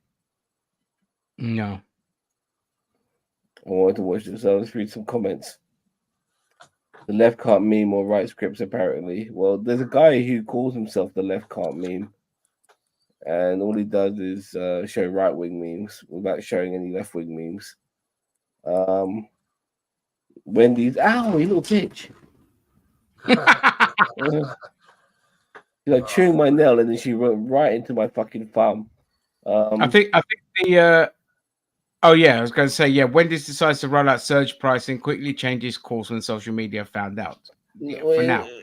Well, that was also due to the boycott as well, because people were basically saying boycott Wendy's, and when Wendy's heard about that, they thought, fuck this shit, they're not going to change. Anyway, have a little bit of a palate cleanser now. What's this? Why can't I expand this? I don't think you can. What's this little? Yeah, what's that? This guy is pissed out of his face on his wedding day, and the guy on his left is the bride's brother, so that's his future brother-in-law holding him up. Nodding on his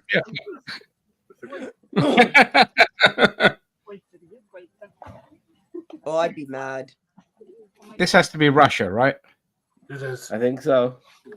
Yeah. Well, I'm not expecting the fucking Russians to be sober. You know, the way they treat women is just fucking despicable. No respect. Just This guy, he looks like he's got a disability, man. why? I'm sorry, but if I'm the brother, I'm just punching this guy in the face, saying, "You're not, you know, I'm fucking married." Yeah. The bride's brother. Yeah. No, the wedding wouldn't happen. That guy looks like Gunther, by the way, the wrestler. He does. Yeah. Yeah, the tall one. So. Did you just say it wouldn't happen? No, if I were to marry and someone showed up like that, I'm like, wedding off. That's video games, and I think we've got one more with Tizzy. So let's check this one out. You know, this kind of stuff happens so often, it barely even makes the national news anymore. Oregon, a dad allegedly drugged 12-year-old girls at his daughter's sleepover by spiking smoothies, and that is every bit as nefarious as it sounds. His daughter had friends over for sleepover. They were doing facials and watching movies and having fun. He was apparently very attentive and around them a lot. And then he made smoothies for everyone that he wanted them all to drink.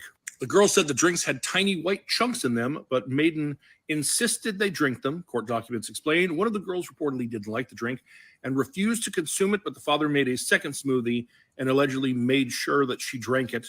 The girls told police Maiden came to the basement where they were staying and at one point allegedly put a finger on one of the girls' noses to seemingly check and see if she was breathing.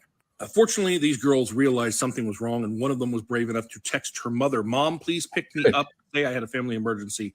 I don't feel safe. I might not respond, but please come get me," crying emoji. Her mom listened, and actually all the girls' parents came. The girls told police they kept their guard up while waiting for a trusted adult to arrive. Eventually, all three girls' parents picked them up and confronted Maiden at his home around 3 a.m. And what did he do? He tried to keep them from taking their kids. According to the documents, Maiden resisted allowing the parents to take their daughters home by saying they were sleeping. The parents insisted, took their girls to the hospital, where at least one of the girls was observed by police, struggling to walk up to 12 hours after the alleged drugging.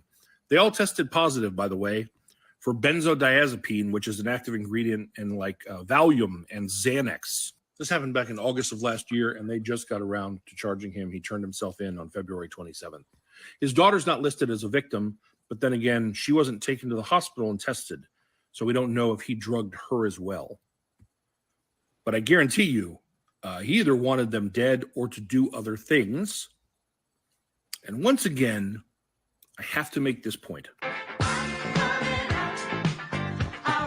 Seriously, there's some people who are worried about someone dressed in drag reading storybooks to their children in a public place like a library, or to someone else's children. They won't take their children to it, but they don't want anyone's children experiencing that. And those same people will pack their kid up and send them over to a friend's house to spend the night, because the threat isn't this guy. The threat is drag queens. The threat is the LGBTQ plus community. Only time and time and time again, the threat looks like this. You know, this kind of stuff happens so often, it barely even makes the national news anymore. All right, that's it. Oregon, a dad allegedly drugged. Fucking hell. That, I mean, What was it? Wanda Sykes says, "Until I see a drag queen beat a bunch of kids to death with To Kill a Mockingbird, I could care less." You know? yeah. Yep. I remember on that. Jesus. And the guy tried to stop fucking parents from taking their own kids, yeah. fucking kids. That, oh my, and that happened last year, and he's only now just been charged. He only just turned himself in. That's totally sociopathic behavior. I mean, look, because like I understand being like you just want to make sure everyone's safe, but there's a difference between safe and then drugging your favorite kids. Sorry. He wasn't. Look, for those meddling said, kids. Tizzy said that he was maybe trying to kill those kids. I don't think so. I think he was trying to inebriate them and then have his wicked way with them. That's what he was trying to do. You know what I mean? Yeah, but he's obviously a paedophile. And, He's a nonce, Gary. What do you fucking expect? Yeah, so. And that's what he wanted. There's no way he was trying to kill them. That's the crime he wouldn't be able to get away with. But if they were inebriated and he had his wicked way with them while they were passed out, drunk, he probably thought he could get away with that. If he's just trying to kill them, he'd shoot them or stab them. He wants them incapacitated because he wants to do bad things to their bodies. I just want to say, okay, those girls 12 years old, fucking kudos to them for knowing what was going on and being so alert and texting before things got bad. That fair play to them. Yeah, that was well, girls now they have to be very aware at a very young age because guys are hitting on them. You know, even before they hit puberty, dude. You know what I mean? Like they are aware of these things at a fucking young age. So you know they're not dumb. They know when something's wrong. It's like an instinct, I guess. You know Well, what I mean? sadly, we've always had to know, but we haven't started to teach our young ones till recently. But like you said, Ginger, thankfully at least one of these girls was taught to have the courage. And because a lot of times people are taught, don't think that of others. That's an adult, not just girls, but boys. That's an adult. They're authority figures. They're not going to do anything wrong. You can't speak up. And thankfully she was taught to have the, courage and to step forward no matter if it's adult or not. And too bad it hasn't always been that way because it's always happened. But it's not until recently that we've been teaching our kids this. Yeah, I mean, it's so bad now that it's like in the UK now, schools are trying to teach boys not to be like Andrew fucking Tate. You know, that's how bad it's gotten. It's gotten worse for women. It's not getting any better because it's fueled by the rights. It's all fueled by the right. You know, I'm not saying there's like people on the left that are innocent, but we're talking 1 in like 10,000 compared to like 1 in 5 on the other side because they're just wired to be horrible. Just as I said earlier, there's a YouTuber I watch called Dusty Smith. He's got his own show, and he comes out every 3 days. And there's a segment on his show called Religious Bullshit. And then whenever he does religious bullshit, he talks about the latest pastor, religious clergyman, whatever it may be, who's been arrested for pedophilia. And that's why I don't get bored. That's why I don't get bored talking about drag queens and trans issues, because they're not the fucking pedophiles. It's the fucking people claiming that they are pedophiles who are the pedophiles. And Rick, to be fair, if we were doing this show 4 or 5 years ago, trans wouldn't even be a thing. It would just be happening in the background with people getting on with their life. Okay, it's again when Americans made it an issue and it spread across the world like fucking wildfire. Even J.K. Rowling over here in the UK spread like fucking wildfire. And then they did the same thing that people always fall for. They had to make sure that in order to try to go after these people, you have to create a culture of fear and mistrust. And until that goes away, and until trans people can get on with their life normally, we're not going to get bored of talking about it because we have to highlight it. And I'm sure you're bored of hearing it too, but I'm hoping you're bored of hearing it, but you're pissed off that they're being discriminated again, and not because that the people, these people have an agenda. Their agenda is they want to live their fucking life and not have people put laws in place denying him that right. And, it's, again, if it doesn't follow the white Christian nationalist ideal, they want to crush it. We saw with Alabama and the IVF. We're seeing it with abortions. They definitely want to go after gay marriage again and all this kind of stuff. So it's not just the trans, it's everything that isn't white and Christian. Simple as that. And we'll get bored of it. Rick B, where they done a heat map on not a heat map, but they done a survey on where most trans porn gets watched. And it's in red state, and it's in red states. They love that shit. They hate themselves during the day and crap on fucking trans people during the day, but at night they're fucking jerking off to that shit. They're very haters. That's why they want to ban it, because they don't want to have to think about it. They don't want it in front of them because they feel guilty because they're attracted to them. They want to ban porn, but then they get a VP, or the state of Utah banned porn, and then what happened? The VPN sales went up in Utah, so people could still watch porn. So I want to, before we go into repetitive territory again, I want to move on to this story here, because this is something that is endemic in the UK, and we've seen it. Not a year goes by when this doesn't happen. Okay. So murder victim told police she feared for her life. She feared ex-partner would kill her. So a police force was explicitly warned of a double murder by one victim days in advance, an official chronology obtained by the BBC shows.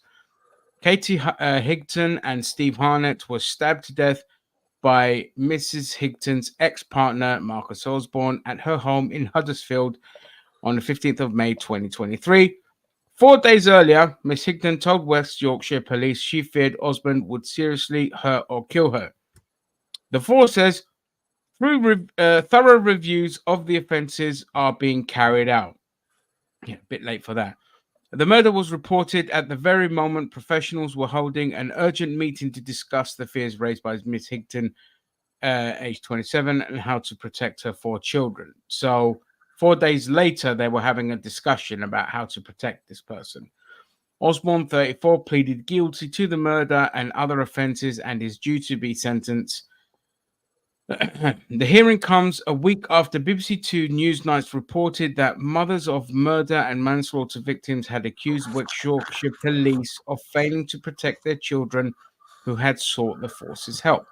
Newsnight report said 9 women in total had raised fears for their safety, and it can now be revealed that one of them was Miss Higton. So she was in a Newsnight report. She was one of the 9 women that talked about fearing for their safety. Last week, in response to Newsnight, the force said it has since implemented recommendations and provided training to staff. It should be in place. Because of Osborne pleaded guilty, there is no criminal trial. The detail of events leading up to the murder of Miss Higton can only be reported because the BBC obtained the official chronology. Etc. Etc. Okay, so yeah, okay, I'm not going to carry on reading that, but time and time again, we've seen this happen here in the UK. A person, mainly a woman, goes and tells the police, "Look, my ex is gonna kill me. They're coming after me, or my boyfriend's like beating me, all this kind of shit." And time again, nothing gets done. And then when it's too late, the police are like, "Oh yeah, with this and then with that. Oh, we're gonna look into it. We're gonna look to do this and do that." Nothing's changed. Nothing in the UK. We treat victims of domestic violence, threats against women, as a joke. We don't take it serious. People always think that, but then if you look at our own police force and the amount of sex offenders in there that are murdering women, raping, all this kind of shit, it's no surprise. Yeah, there's no surprise of this kind of attitude Gary, towards women. Every time we've seen it. There was a lady who was for months telling the police, protect me against my ex-boyfriend. He's going to murder me. And she was stabbed in Selfridges. Okay. This was years ago, but nothing's changed. This was over a decade ago and nothing's fucking changed. Nothing. If he'd beaten her, he'd probably get like a slap on the wrist as well. And, you know, but the fact that he pleaded guilty, the good thing is he pleaded guilty, because if it had gone to trial, you know, God knows, he probably would have got a lighter sentence and all this kind of shit. Probably not. But the point is, it's too late. She has 3 or 4 kids, and it's too late. You know, they've lost their mother. Yeah, thank you. They've lost their father. mother. Well, not the father. And He was stabbed as well. No, that's the partner. That was their partner. New Yeah, but is he boyfriend. dead? Is he dead? Yeah, he's dead. It was a double murder. The father is the one that's gone to jail. Or I don't know if he's the father of all the kids, but the point is, this country just, and if you're, and do you remember, Christine, when I made that joke about was it the pedophilia joke in the group chat, or was it the rape joke? I can't remember what it was. And you thought I was being serious, but what I meant was basically Oh yeah, I remember. Right, and I said if this person had committed that here in the UK, then they would have got away with it. You know, they would have come over here and just got a slap on the wrist and walked away, because we don't take this shit seriously. And we, especially under this fucking government, we just don't take it you seriously. said, oh, too bad they didn't do it here because they would have gotten away with it. And I was like, what? Yeah, exactly. I should have realized you're being sarcastic. Yeah. Because that's how little respect I have for the law over here. Gary, go on, mate. I was just going to say, like, but there should be a process where if a woman feels like this lady dead, that they're rehoused to somewhere in a different city or a different county or whatever, away from the person that is putting them in danger. And then that person could be observed or whatever. And if they are a threat to everyone else, then they get removed from society a bit, you know, given the therapy they need, and then brought back when they're healthy again. Because again, this is fixable. This is not like it's not unfixable. Well, yeah, Christine. Okay. If you're a victim of something, why do you have to move first? For safety. Yeah, but why does the victim have to be impacted? Why not have the person doing the crime have to move, whether it's to jail or somewhere else? I don't care. But as long as they can't get to the victim. Well, why does she have to pick up her 4 children, remove them? I'm not done. Remove them from school, get a new job, a new life, not be in contact with her family, because then they could find out her address. Why is she, or he, because men are victims too, be impacted negatively? If that's the last resort, that should happen, because they should be safe. But I don't think that should be the first solution. Do you know what I mean? I think the person doing the crime should be the one negatively impacted. For sure. Zan, you wanted to say something. Well, I mean, I don't want to counter you, Chris, because I agree to a degree, but until that person does the crime, unfortunately, they shouldn't have to be impacted either, because somebody makes an accusation against you, all of a sudden, then you have to uproot and change your life because of an accusation. You know, it goes both ways in that particular sense. But I do agree with you that also if you make an accusation against somebody, you shouldn't yourself have to uproot. But probably out of the 2 situations, it'd probably be more easier for you. I mean, not easier, but if you do believe that this person's affecting you, and they haven't done anything yet, and you don't want to wait for them to do anything, then it might be better for you to move. Right, but she probably did have evidence, right? Like she probably did. Like, he's showing up at my work. He's leaving threatening emails and texts. I agree. Yeah. In that case, so if there's no evidence, of course, Sam. Yeah, this is what I mean. If there's evidence, then the police should step in, and there should be a law, you know, an interventionist law, which there isn't, because you have to commit the crime before the police can do anything. which is fucking ridiculous. Okay, there has to be an intervention law to say, all right, look, based on the evidence that we've gathered, or if somebody reports that they're in danger but there's no evidence, then you fucking station police outside her house, all right, to observe, okay, undercover, preferably, to observe the situation to see, and if they see the ex approaching, then they can intervene before something bad happens. All right, that's it. But if there's evidence, then yeah, they need to be taken away, locked up for a minimum of 60 to 90 days to receive treatment therapy and to have a cooling off period before anything. And then after that, put on parole. And if they violate that parole, then there's escalation. There should be escalation in sentencing. And a if ban you are on their- going to be a constant threat, if you're going to be a constant threat to this person and never let them be, then your sentencing should be a minimum of 15 years. Because you just don't know how bad that it's going to be. And it's better to take somebody's rights away in the sense that you've jailed them 15 years than taking somebody's fucking life away because there's a threat of them, murdering. Now the kids don't have a mother. Gaz. Yeah, I was just going to say to Christine, right? The problem is that RNHS here, because it's underfunded, the cooperation between different hospitals and different areas has to be done voluntary. So you have to give, for example, I've moved twice.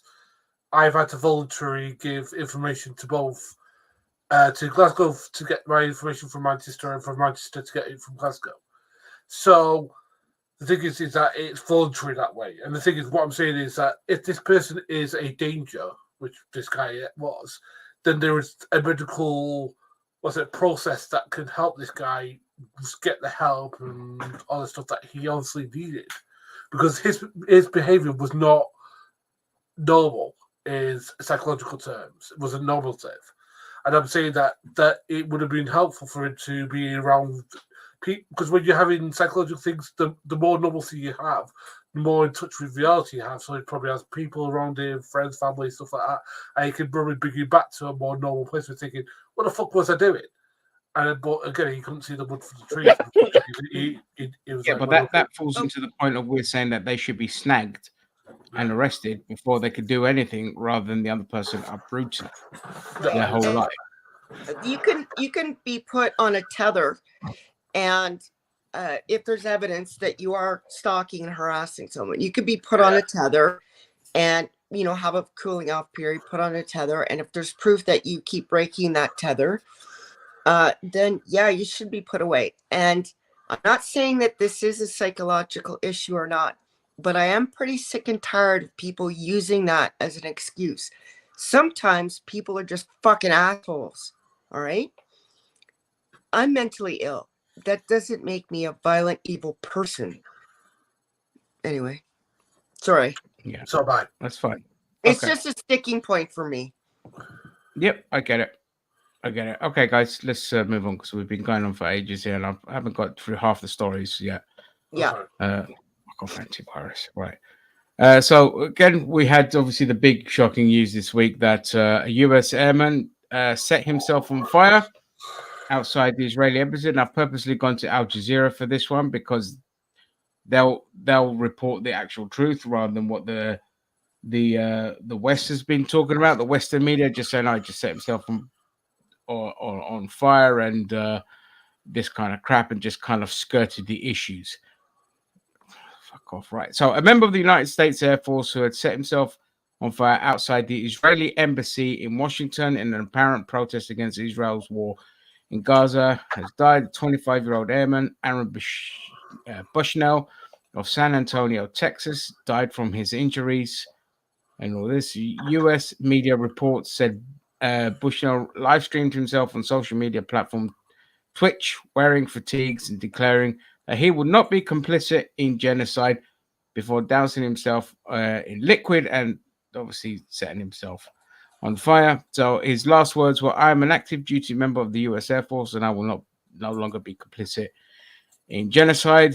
I'm about to engage in an extreme act of protest, but compared to what people have been experiencing in Palestine at the hands of their colonizers.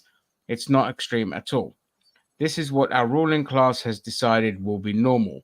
Bushnell yelled, "Free Palestine," and then set himself on fire. And and in true American fashion as well, there's a picture of a policeman pointing a gun at him while he's burning to death, which was lovely. So yeah, this is like huge, and it was reported on news, but they never gave the reasons why. They just said, he set himself on fire in protest, but it's like they didn't quote everything. They just quoted the Free Palestine bit and not the rest of his quotes. I think it was only CNN that bothered to actually read his exact last words, which was actually, people were shocked about that and gave praise to CNN for actually doing that. But this is insane. This is insane. This is how bad things have got to, where you got somebody yet again setting themselves on fire, because it happens more often than people think. It just doesn't get reported in the media so as not to highlight atrocities. And the guy set himself on fire over the genocide. It's mental. Let me see what Vance has to say. Let me just read some comments first. I was absolutely astounded by this man's determination when he goes back to screaming "Free Palestine" when fully on fire. Oh yeah, it's pure dedication, mate. EMS can be heard saying, "I don't need guns, I need fire extinguishers," to the cop. Yeah, well, there you go. It's just, but that's America in a nutshell. A guy protesting against atrocities, dying on the floor, and there's a fucking pig instead of a fire engine, pointing a gun at him. Or a blanket. Or a blanket to put him out, or do anything. No, just going to point a gun at you. Thick moron. Is there anyone thicker than American police? No, there fucking isn't. There really isn't. Christine. Yeah, I was going to say, this is another instance where someone will say, that guy was just mentally ill. Maybe he was, maybe he wasn't. But more likely than not, he was just very dedicated to something that he saw was extremely wrong, and thought the only way that he could bring people's attention to this was to do something extreme. So I'm really sick of those people who are going to say, "Oh, he was just mentally ill." Fuck those people. He does have a history of mental health problems, but why is he in the US Air Force? Mm-hmm. If he's got mental health issues, so they'll say, "Oh, he's got mental." Okay, but he's serving in the military for colonizers. All right, that's perfectly okay. But just because he screams out protesting to stop a genocide, now all of a sudden, oh, he's got fucking mental health. Yeah, it's not valid. All of a sudden, yeah, it's not valid because all of a sudden, because it's not you don't valid. like a message, but his message to be like, "Freedom for America, I'll fight for you." That message was okay, but the message against genocide, all of a sudden, oh yeah, he's mentally ill. I see what you're saying there. And second of all, I feel really bad because he did something that must have been a really horrible death. But in the long run, it won't make a lick of difference because the people with the money, the people that are okay with this genocide, I was going to say war because it's not a war, I'm going to say genocide, don't give a fuck about people like him or the people that are dying in Palestine because they're making money. It doesn't affect them, and this will be swept under the rug. Even atrocities as big as 9/11 made no difference in the end because no one of importance, and I say importance, died or was hurt. Anything else was covered by insurance, right? So there was no impact on the people that made money, So I'm really sad. I'm really sad that he died. Yeah, the look on his face before lighting the fire wasn't one of hopefully being put out. He was making peace. Oh yeah, for sure. He made peace. He knew what he was going to do. He's a victim of the current thing syndrome. The media tells you to care about something that is easily impressionable and vulnerable. People get too invested in something extreme.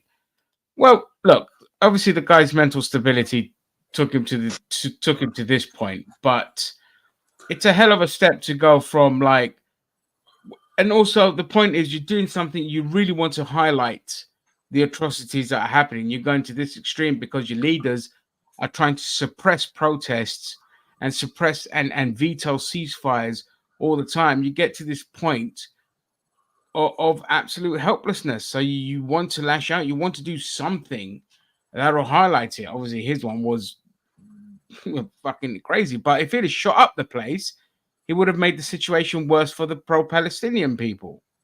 So doing it to himself in that way is better than the right-wing way, which was, you know what, I'm just going to kill everyone else because I have issues.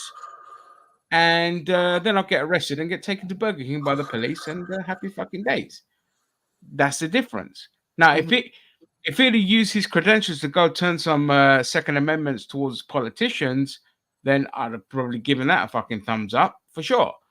But this one, the only person that suffered was him. And the Palestinians, obviously. I'm a big gutted with that. I do agree because what you said earlier regarding that, with what's happening in Palestine, that some people have to go to the extremes to get the message across. But I almost wish that he was still alive because we needed people like him, to still be alive to spread the message. I think I almost feel that, this will be a flash in the pan moment. It's already, us bringing up has reminded us of this news because it's become yesterday's news already. And if he was still alive, at least he could keep the news fresh and daily and all of that. But he's gone, and he's a memory now. I think we're all in agreement here. Yeah, exactly. Look, we're all in agreement. In a few weeks, it'll just be. It's already forgotten. Like the news cycle moves so fast now that it is a flash in the pan. You're absolutely right. That's what I said. That's exactly the point I was making. Yeah, exactly. So okay, that's that. My final bit. I've got gaming stuff, but I'm not going to bother with that. It's too much. So bit of a fun one now. I think we've all been itching for this one. Oh yes. So, would you like to experience Willy Wonka's Chocolate Factory in a way that people did in the film and the books? Then why not take yourself down to Glasgow, where you can get the full immersive Willy Wonka experience? I'm going to play a little video here. Pray this doesn't get struck down. I got a clip as well if you want. Well, you can play that clip as well. 35 pounds. So the inside 35-pound immersive Wonka experience. Advertised using AI. The event turned out a sparsely decorated. You have to understand that it's not Willy Wonka; it's Willy's Chocolate Experience because they don't have the rights to Willy Wonka. Oh yeah, that's right. So they wanted to be Willy Wonka-ish. So they were using terms like this is the wonky Willy, something like that, or wonky, not Wonka. So they make sure they change the words here and there. Oh god! So that was the immersive £35 that cost to go into a sparsely decorated warehouse. And some of the stuff that emerged out of that. Also, I want to say that there was also horrible news that the actors weren't even fucking paid. But surprise. We had, of course, if you'd have seen the thumbnail to our podcast today, you would have seen it would have been the infamous Oompa Loompa. Let me see, do they have it here? No, they don't. But of course, they had the infamous crackhead Oompa Loompa. So let's read the article here. A stand-up comedian hired to play Willy Wonka at a widely criticized Chocolate Factory experience has spoken out after furious parents demanded refunds. You're right. It's called Willy's Chocolate Experience. Organizer Billy Cool apologized for his vision of the artistic rendition of well-known book that didn't come to fruition. And you can fucking say that again. And offered 850 people went to this. This was in Glasgow. Their money back before closing the Glasgow experience. Well, it was definitely a Glasgow experience. If you've ever been to Glasgow, Gary, you can. Yes, I did. I used to live there. One parent complained of arriving, find a disorganized mini maze of randomly placed oversized props at a lackluster candy station that dispensed one jelly bean per child and a terrifying chrome mask character that scared many of the kids to tears. That was the one that popped up from the back of the fucking mirror randomly. Yeah. Like, what the hell is that No fucking chocolate, mean? I may add, by the way. There's a fucking Willy Wonka chocolate experience, and there's no fucking chocolate. Right. So, like, There was jelly beans. What more do you want? The Wonka-esque impersonator Paul Connell told The Independent, "I'm constantly applying for more acting jobs and comedy work. Then I got a phone call on Thursday saying, 'Congratulations, you're going to play Willy Wonka. We will send you over the script, and dress rehearsal is tomorrow.'" Mr. Connell said the script was 15 pages of AI-generated gibberish of me just monologuing these mad things. The bit that got me was where I had to say, "There is a man, we don't know his name. We know him as the unknown. This unknown is an evil chocolate maker who lives in the walls." It was terrifying.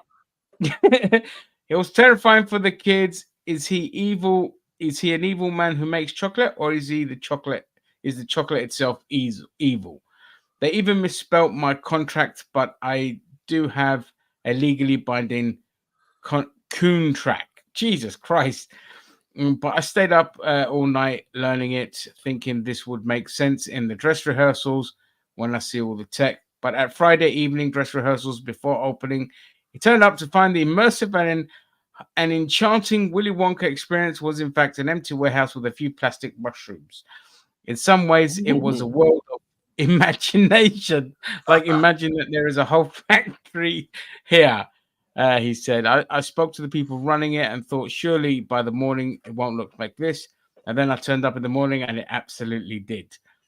At the end of my monologue, I was supposed to suck up the unknown man with a vacuum cleaner.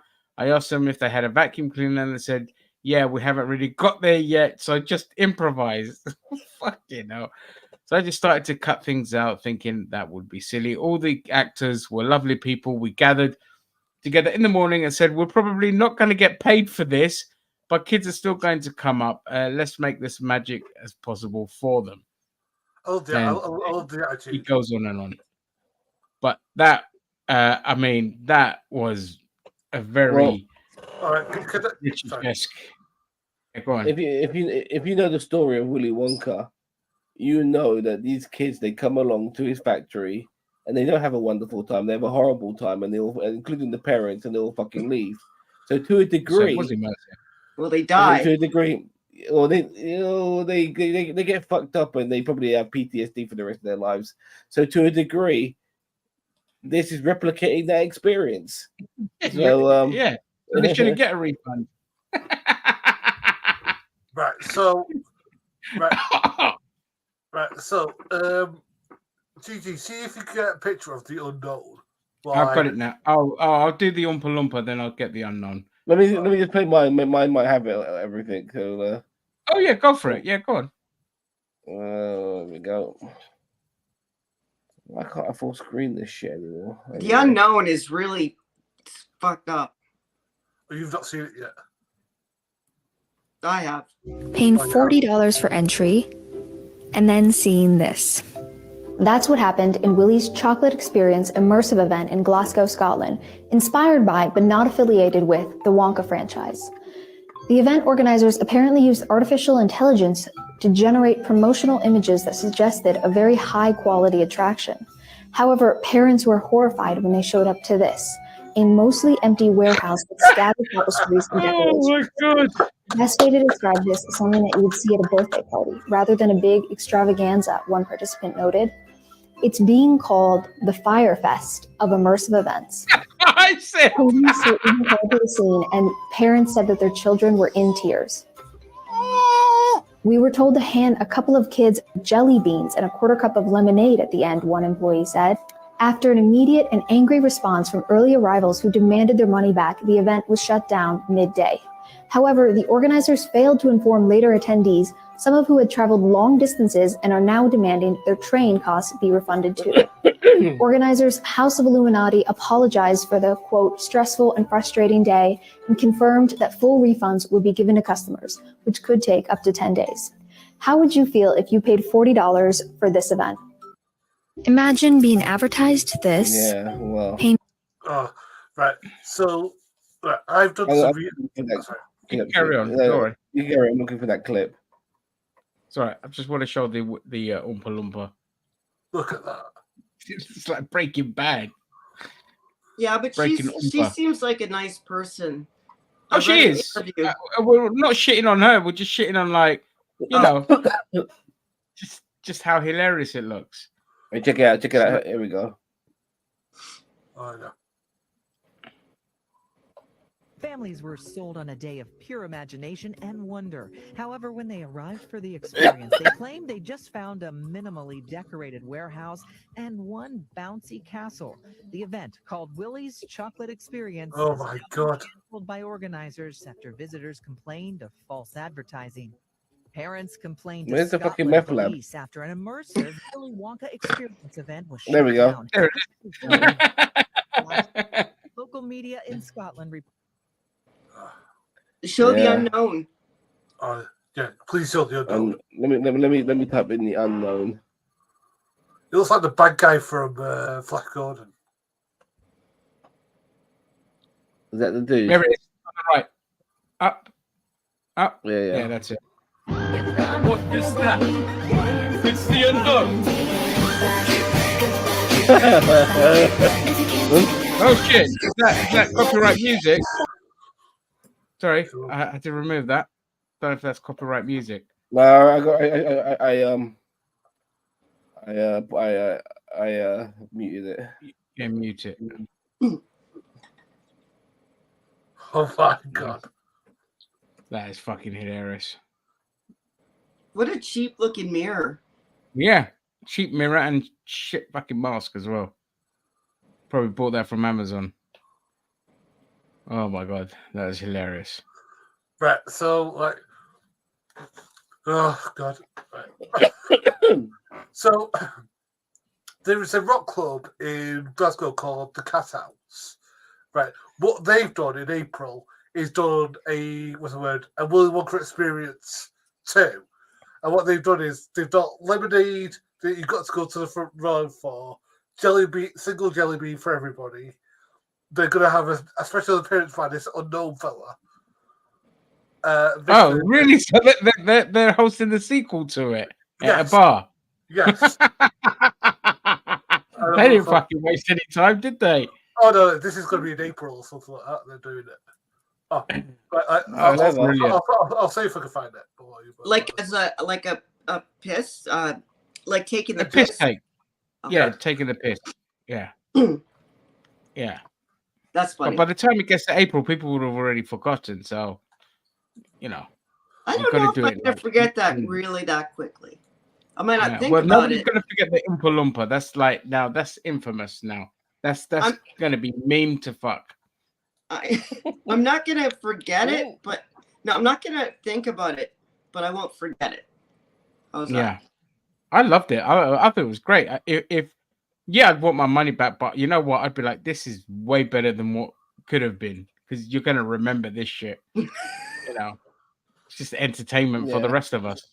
I mean, that's if you come with kids or not, Ginger. But if you come with Huh? kids, you'll probably be pissed. Oh no, I'd still be pissed at the time and want my money back, but afterwards I'd still be like, you know what? I'm kind of glad we did because it's like a memory. So if That I wish I that's still hilarious. and I went to that because that looks like it just be one of those things that you could talk about for maybe like hours. They're good. All right, Like, I'll get this up. Gary's put something up. Yeah, it's a story you can tell over beers for quite some years. Yes. Exactly. So, 12th of April, Willy Wonka Experience 2, 1 jelly bean per customer, per person. Is that can't Willy call themselves Willy Wonka? Wonka. Willy Wonka? Yeah. No, it's Willy Wonka Experience 2. Oh, it should have Cat- been You might Willy get fucked with that. Wanker. That would have been funny. No, if it's at a bar, it's okay. You can kind of get away with that in but look at the mirror. Look at the mirror. Look what's in the mirror. The Gary Glitter. No, it's Ozzy Osbourne. That's Ozzy Osbourne. Oh, sorry, my bad. No, but it should have said Willy Wanker. That would have been better. They should call it the Willy Wanker experience, but that's fucking brilliant. Fucking. But what gets me is that apparently there was the police were called, and that is not a joke. Literally, the police were called to this. It's like it's trade. It's probably violating. Well, it's definitely violated trading standards because it's fraud. It's just a con. Yeah. And have you seen the actor who played Willy Wonka being flaming interviewed in person, not flaming the thing? He's there going. He went he goes. It's supposed to be a magical day to see me. It says, I think that would have been a bit of a letdown.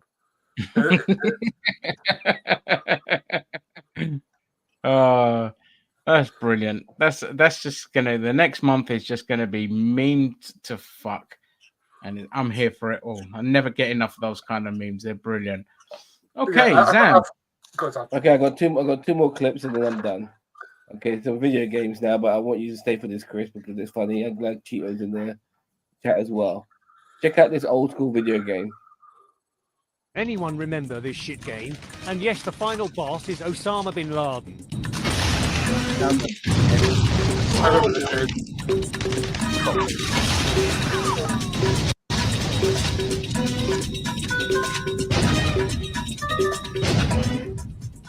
If you kill me, 1,000 more will rise. Smoke it out.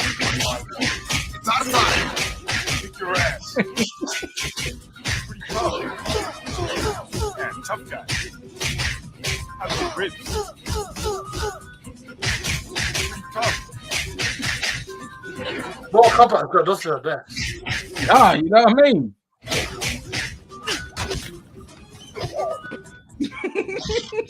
Okay, it's handcuff time. The greatest game ever made.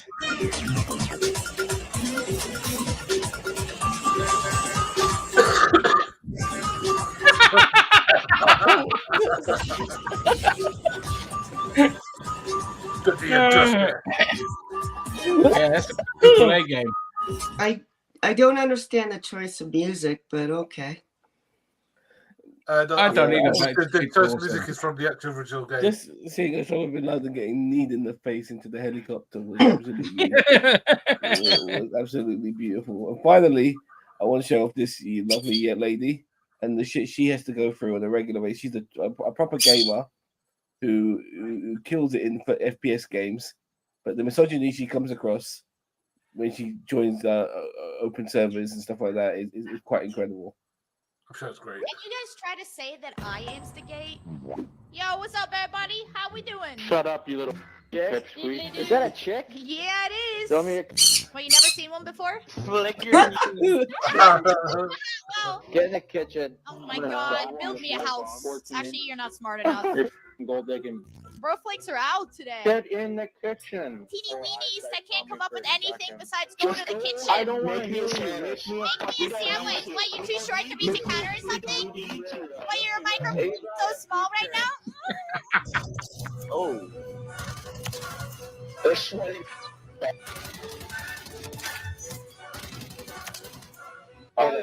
this. What are you doing? Look at Steffi. Oh, you guys want me. I live rent-free in your heads, don't I? I'd love to see your dirty controller with your Dorito finger. You probably went too 50. Your cheeks are My cheeks are big. Yeah, they clap too. 22 bingos is crazy. Receding hairline, let's go. Woo! And you guys try to say that I instigate. Yo, what's up, everybody? How we doing? I love that line. Get in the kitchen, build me a house. Oh, that was hilarious. Oh, you're too stupid. There's loads of clips of her like that on Twitch. Sorry, on TikTok. She'll go, "Hi there, everyone," and then they'll go, "Shut the fuck up, bitch." Oh Yeah. no, it's a chick. What are you playing with us for? And all that. I mean, constantly, like, it's incredible. You know how like overwhelmed these guys are when they hear a woman in the game with them. My jaw hits the floor. Oh, like mate. When a guy plays, so they're like, "Oh my god, it's a guy playing!" But I love the fact that they're like, "Is that a girl?" She's like, "What? Never seen one before?" Listen, I got on my so we're friends on Facebook, but I met this person playing Modern Warfare 2. All right, it's a woman, and she the minute they heard her voice, that was it. It was all that kind of stuff and much worse. All right. And she used to own the shit out of them. She was our MVP. She was our best fucking player. I'm pissed off with her because she only does Xbox. And I was just like, if you'd have been moved on to the PlayStation stuff, would still be like, doing Call of Duty to this day. But yeah, she used to get it all the time. But at the end of the day, when the scoreboards come up, she was like, always the one with the most kills, always kicking their ass. And but what annoys me the most, though, what all the abuse that she was getting and the sexist talk, she was only like 15, 16 at the time, and it's just shocking, the stuff they're saying to like a little kid. Just ridiculous. And it wasn't other 15-year-olds, right? It was probably full-grown adults. Oh, it was a mixture of like, kids, adults, all of that. Like, just it's a fucking bird. Like, you never fucking heard one before. That's your. But then, in the Call of Duty thing, if they like could hear your voice and they knew you were black, you also got the a lot of the N-word kind of stuff. And like my squad was basically, it was me, it was 3 Greeks and like 4 like black guys playing. And we never got any of the abuse because we just sounded normal, but everyone else. So it's just crazy, like the level of toxicity. This is a stupid comment, Rick. It's a stupid comment, Rick B, because like not everyone's able to snap back as well as that lady, and they don't deserve to be ridiculed and shit upon just for being a woman. You should know better, Rick B. People shouldn't be bigots in the first place. Start from the source. Yeah, exactly. And telling people not to be a victim. Telling people not to be a victim is victimizing them twice. They're saying, now that you've been abused in some way, you have to stand up and be better or stronger and fight twice as hard. So now you're telling them that they're not only a victim, but they're not being a victim right. So you're victimizing someone twice. You're victim blaming. That's what a victim would say. I'm joking.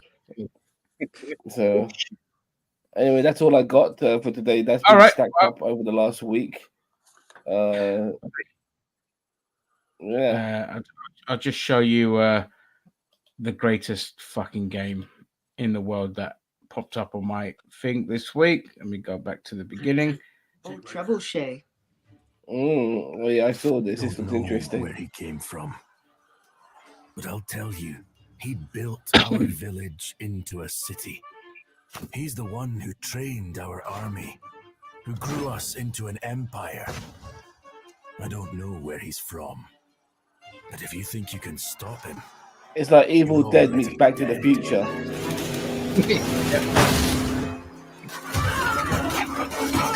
I love that.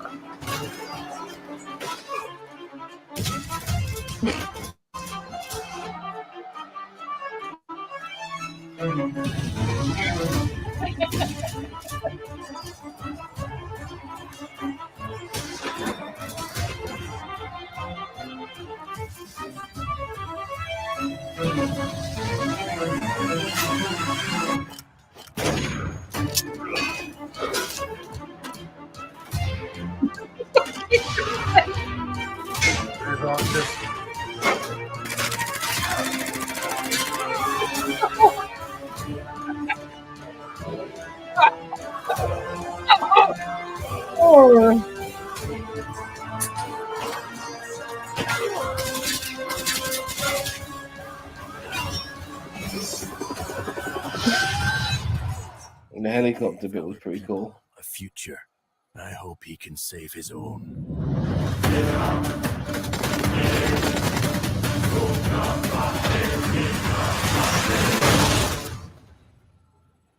Okay, never throw a grenade and then run towards it. But other than that, that was fucking hilarious. That is the greatest fucking looking game I've ever seen, and I can't wait for it to come out. I hope it's not a greedy live service. It's also co-op as well. It's not just single player. It's going to be co-op, and I can't fucking wait for it. This is everything to me. Big medieval knights and guns, grenades, and all this kind of shit. I'm like, yeah, this is Evil Dead minus the zombies. Can't wait for it. And the Black Hawk, that was pretty cool. Yeah, the Black Hawk coming in and the car driving around, and this is just awesome. Just a pickup truck, not even just a car, but like a, redneck pickup truck. Yeah, I mean, it just adds to the whole America, man. America. I mean, so, fuck yeah. That game that you showed me in the chat, GG, that game looked fucking awesome as well. Which one? The Shadow Tactics. Oh, the Shadow Gambit. Yeah. One. Oh, it's great. It's great. Play it. I've completed it. It is awesome. I love those guys. Those are my favorite kind of games, man. Games like that. I love them. Throwing a grenade and running towards it describes a grenade jump. Let's go. Yes, because physics, bro. Craig was a massive one for that. Yeah. Yes, it was. I think that's where it was born out. So if it was born out of the Quake games, the old grenade jump. I think. Don't quote me on that. I don't know what that is. Your victim. You have to break the cycle somewhere, but not everyone's capable of doing it. They just want to play a video game and they'll be shitted upon. And then somebody shits on them and they're not able to clap back as well as that girl can. Why should they be frowned upon for not having the skills of being so waxing lyrical?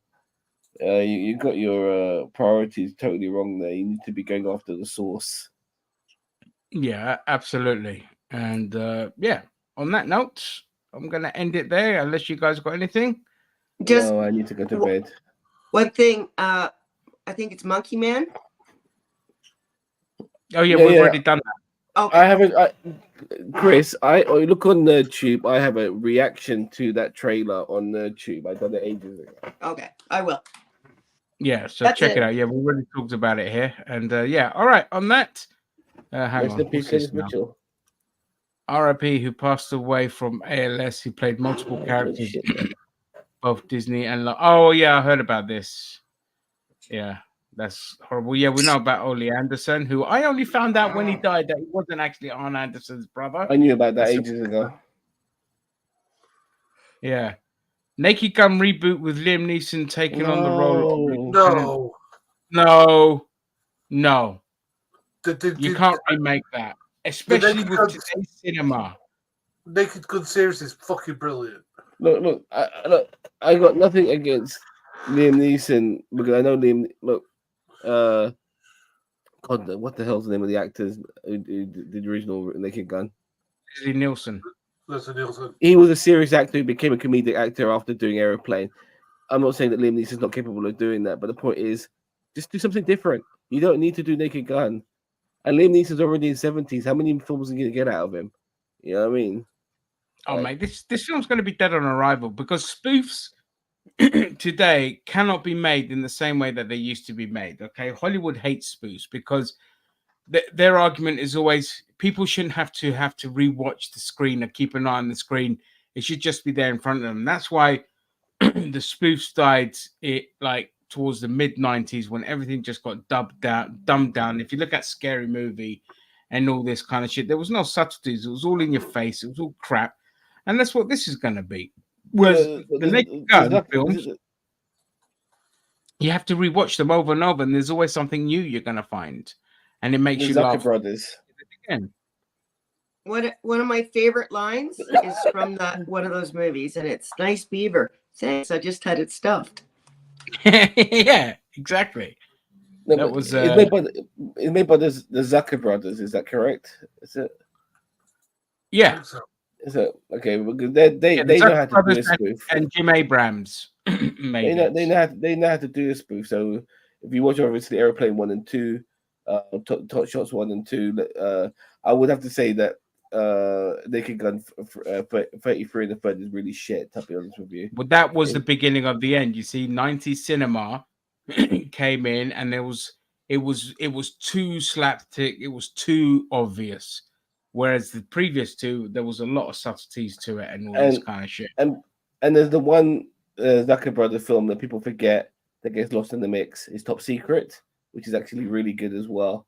Yeah, it's fantastic. It's really good. I'm not sure if there's any others. If there is, then I need to know. Then it's definitely dead on arrival. If it's been made by Seth MacFarlane, it's dead on arrival. He is garbage. His stuff is shit. I hate Family Guy. I hate American Dad. I like American Dad a little bit more than Family Guy, but that's not saying much. Ted, Million Ways to Die in the West. Actually, tell a lie. The only thing I liked of his, which he ripped off, is the Orville. You see, the guys become rich by ripping off other properties. Orville was good. Yeah. A Million Ways to Die sucked, but I like his other work. Oh, Ted was awful. Like all the moronic plebs, your North London types, fucking love that film. And I just sat there watching it like, I want a fucking refund. I can't believe you lot made me come to this fucking film. I can't stand his stuff. It's so I forgot. It's just bad. It's just bad. It's outdated garbage. I forgot Ted was his. I'm sorry, I don't like Ted either. Yeah. But I do like everything except for Ted and A Million Ways to Die. I like his other things. But Orville, okay, I mean that's fair enough. But Orville, if you look at Orville, it was toned down and it wasn't all the usual comedic crap that he bombarded us with his other stuff. And I think that's what made it work. But there's no fucking way he's going to make a good Naked Gun, and that's sacrilege. That was a great trilogy. It's one of my favorite trilogies. I think it's actually, it's my third favorite trilogy. So you got Lord of the Rings, and you got Star Wars, and you got the Naked Gun, and remaking it is sacrilege.